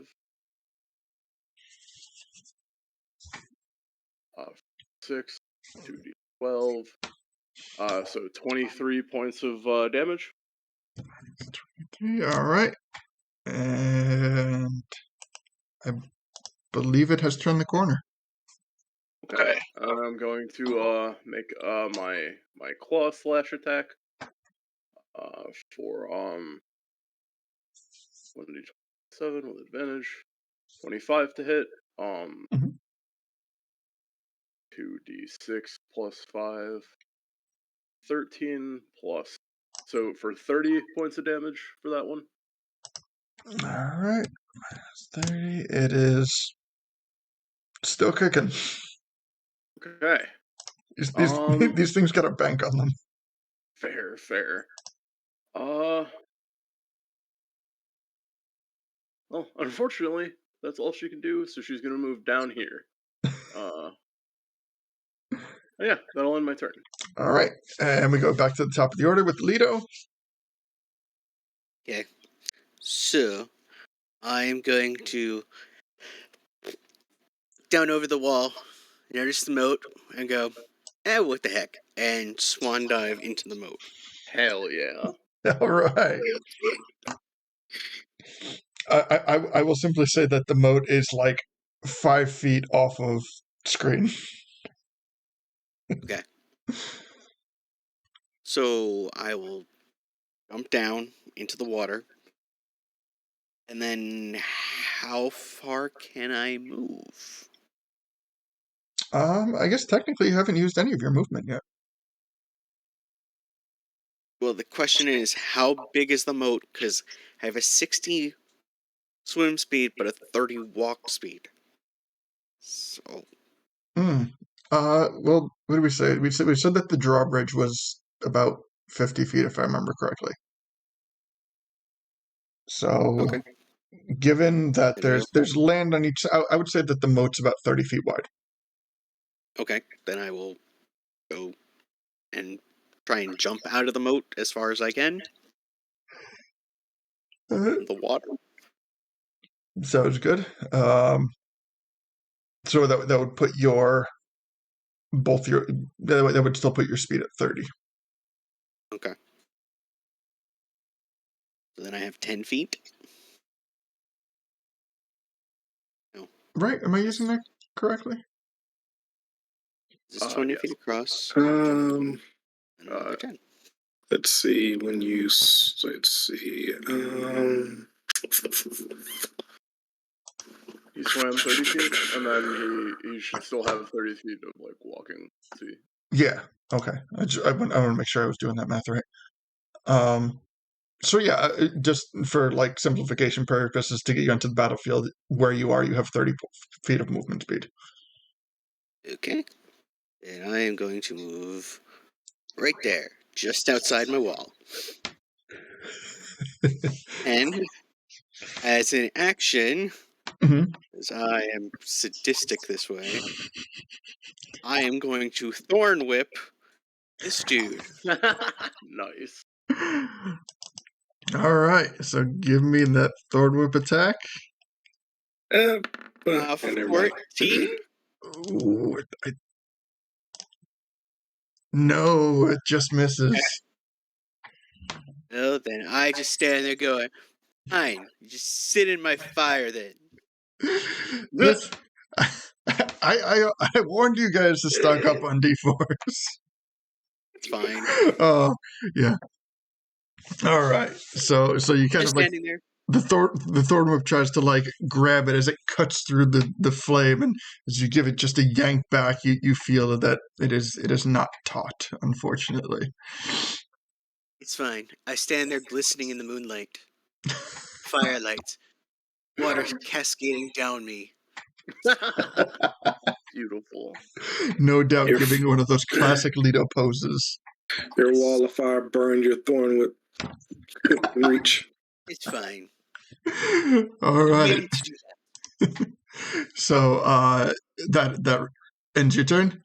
That's my turn. Yeah. All right. So now we're going to go to Deacon and then Gully right afterwards. Okay. Well, Deacon would still be right here. I think I tried to. Yeah. Okay. So this guy, right? This guy, right here. I'm gonna shoot him. You got it. Okay. All right. I gotta find this shoot him. I lose this every.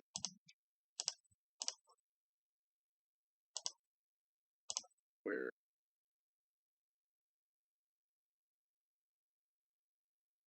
Here it is. Okay.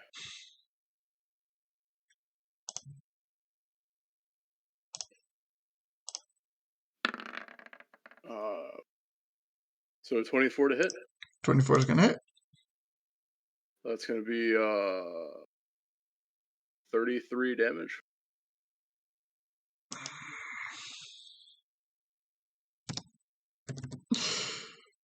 So close. I'm gonna add my D4 to damage. Wait, that's the thing, right?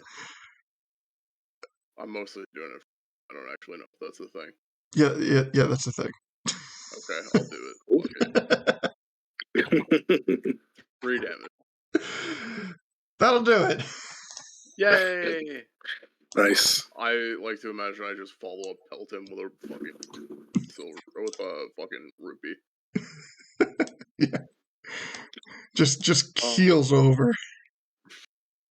God. Okay. And then I'm going to attack this guy right here. Mhm. The second one from me. And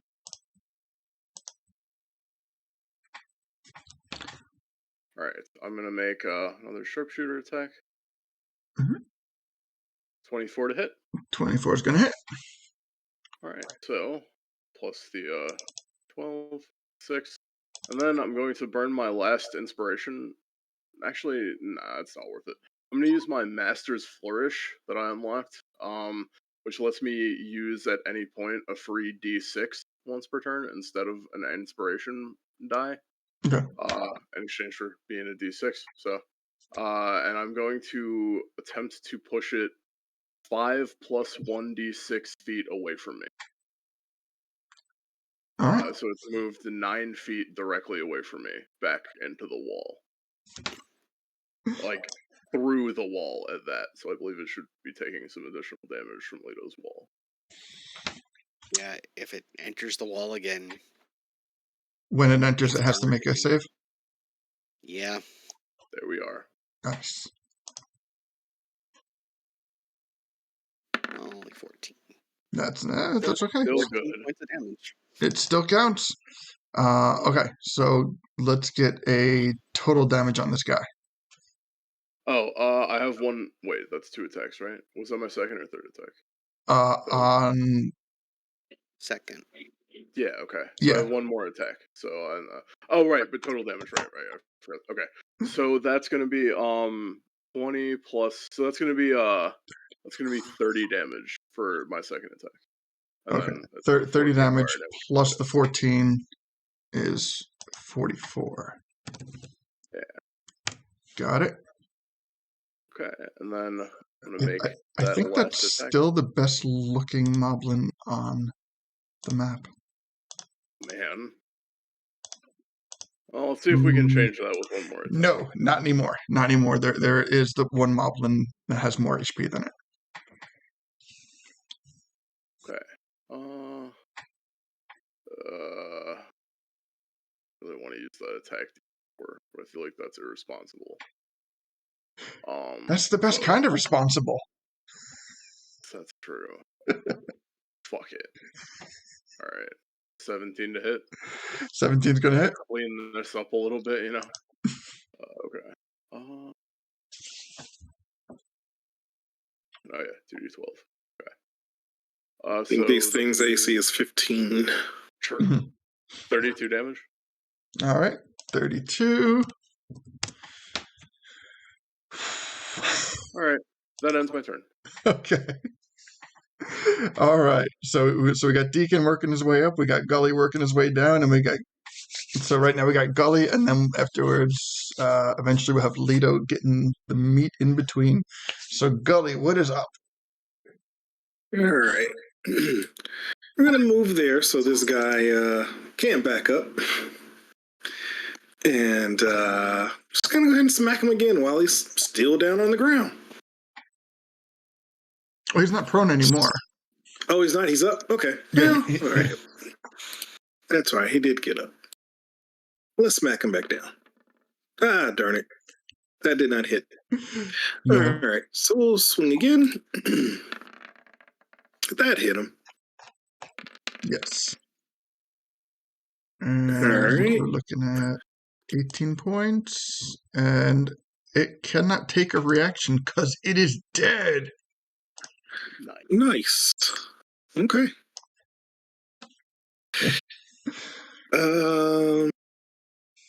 Yeah, so we'll just shield bash this guy.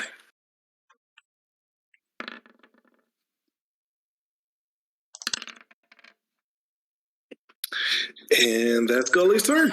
All right, minus 11 points. It's looking real freaking bad.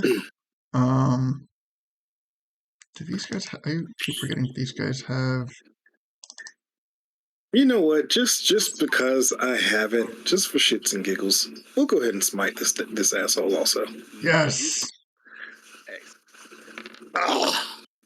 Oh. Horrible. You know what? It got the job done. Oh, nice. It had 5 HP left, and you hit it for 6.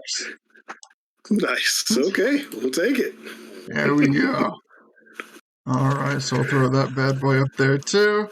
And Gully has taken out 2 more Moblins as we go. Let me clean up this turn order because I got way too many dead guys on there. Bam. Okay. So first we're going to go to this guy who's going to make a move towards Deacon. Okay.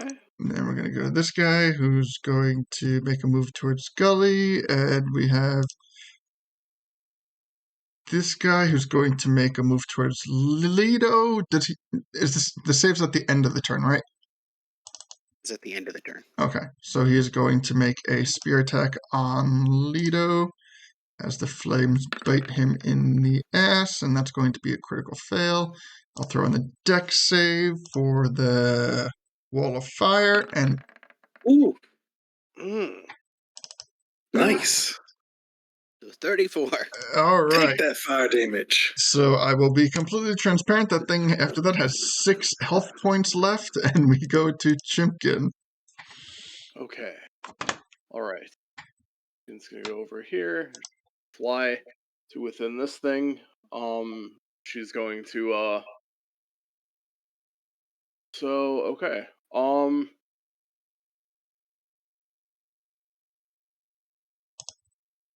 So essentially, what I could do is as part of my combat action, since I'm ultimately taking an action to attack, I can actually push or shove.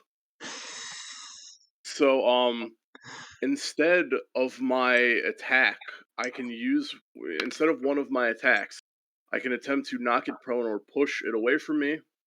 And that will replace my beak attack, where I will make a contested strength athletics check. You can choose either strength athletics or dexterity acrobatics. Mhm.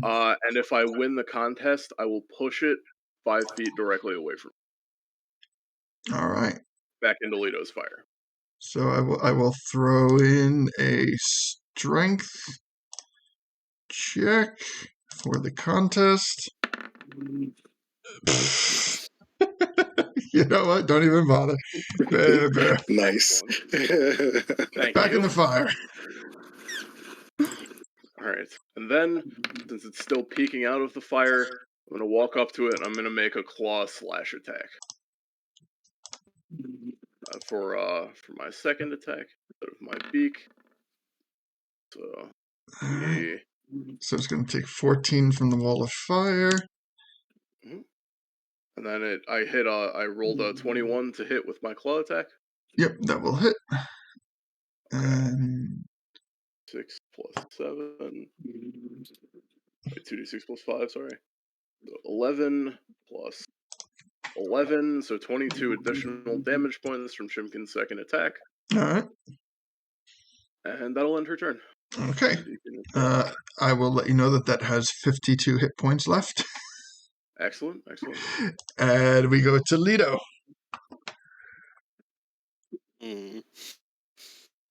How gross do I want to be?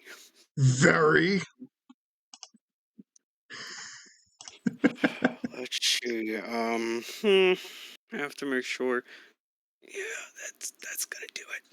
Okay, so it was just like, you know what? Let me give you a round of applause, and he smacks his hand together in front of this guy and thunder waves him. Woo! And it's a 15-foot Nasty. cube, so this one here. hoping it might hit the other guy too. Actually, a 15-foot cube, 5, 10. Does it hit the other He was guy? just outside of it. Okay, that's fine. 15. I think. Can I drag this? There it is. Okay. So 15, and that originates from you, right? Me. Yeah, it's just out of reach. That's fine. But that's okay, because... He's gonna make a con save this time. Alrighty. Probably might be able to do, but... Con save on Fatty Mob. Ooh, it's actually a decent stat. Still fails it though. Still, so 8 points of damage. A thunder damage. And it had 6 HP left, as previously stated, killing that one, leaving 2 Moblins remaining. Hey guys, I killed one. Good job. Good job, Lito. Oof. All right. Anything else for Lito's turn? No, he's just imagining that they're both on the other side of the wall of fire that he can't see through, giving him a thumbs up, and he's like, "Yep." Correct. Deacon is doing. Yes, very much, very much. All right. So we got Deacon, and then Gully, and I think we might be able to knock this out. If we can't, it's all Deacon's fault. Valid. No pressure, Deacon.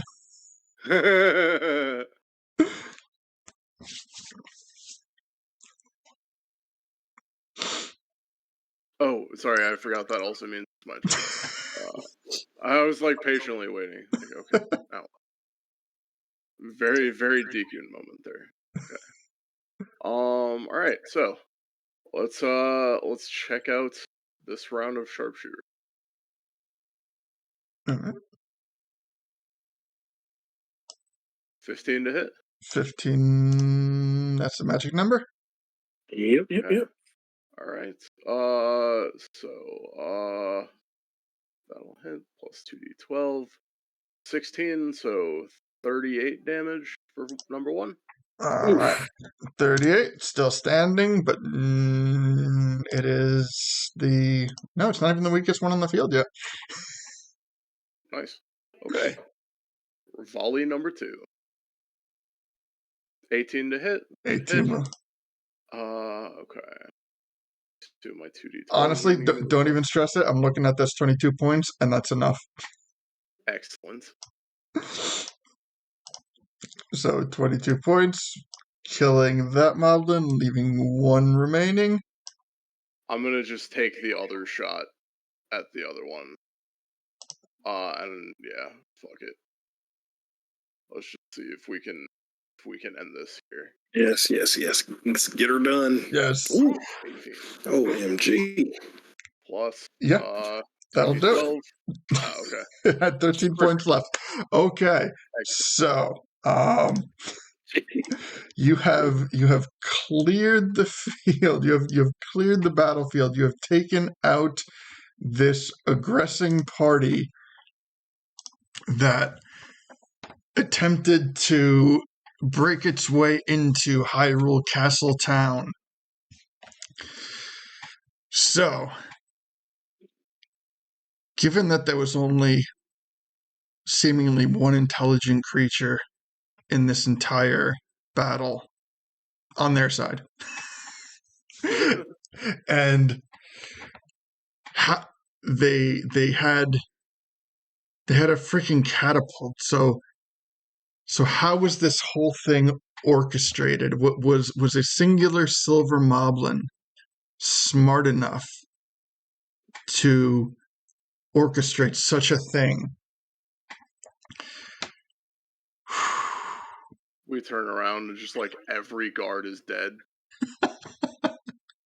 Just bodies like hanging over the top of the castle wall. the castle gate burned down like 12 turns ago. Everything is fucked. It's like literally the apocalypse. So I want to give a sincere thanks to everyone. I recognize that we did run a little bit late tonight. So I want to thank the viewers. I want to thank the players for sticking with us, getting through this. It was our first battle in a long time, and it was a doozy. Yes, that it was. Wait, I have one last thing that I'd like to do. What's that? So, the bridge is still up, right? The drawbridge is still up, yes. Okay, then I'm gonna go. Okay, Gully, Nikun, it's time to make a statement. Okay. We're gonna get in front of the drawbridge right when it comes down, and we're all gonna be standing like pool, and they'll be like, "Wow, those guys are awesome. We should pay them lots of money." And we'll be like, "Yes, we are amazing. Also, we are heroes." Hell yeah. That sounds perfect. All right. That's a great idea. Yes. All right. So I will say that I'm going to figure out the XP off of broadcast. We will do some looting off of broadcast prior to the next session, so that way, we can pick up right where we left off at the end of this battle, as Lito has stated, prepped and ready for hopefully some nice shows of gratitude. And more importantly, Ginyu posing. And, Yes, and that's exactly Captain what I had in mind. Absolutely. Love to see it. So thank you everyone for sticking with us tonight. As always, I will try to get this video uploaded onto our YouTube as quick as possible. For those who have not subscribed over there, check it out. Subscribe there. As promised, let me give a quick check to see if we have any mutuals broadcasting.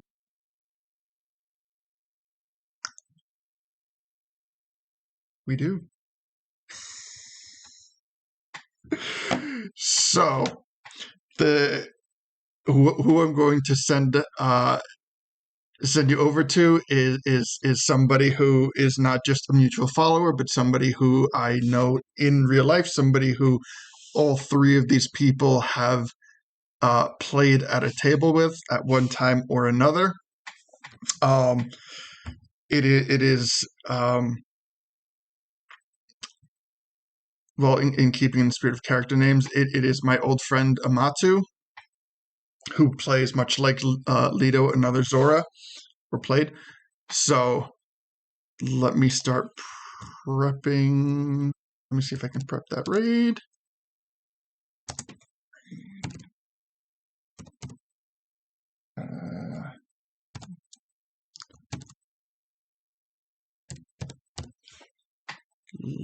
Let me see if it works. It's working. It's working. All right.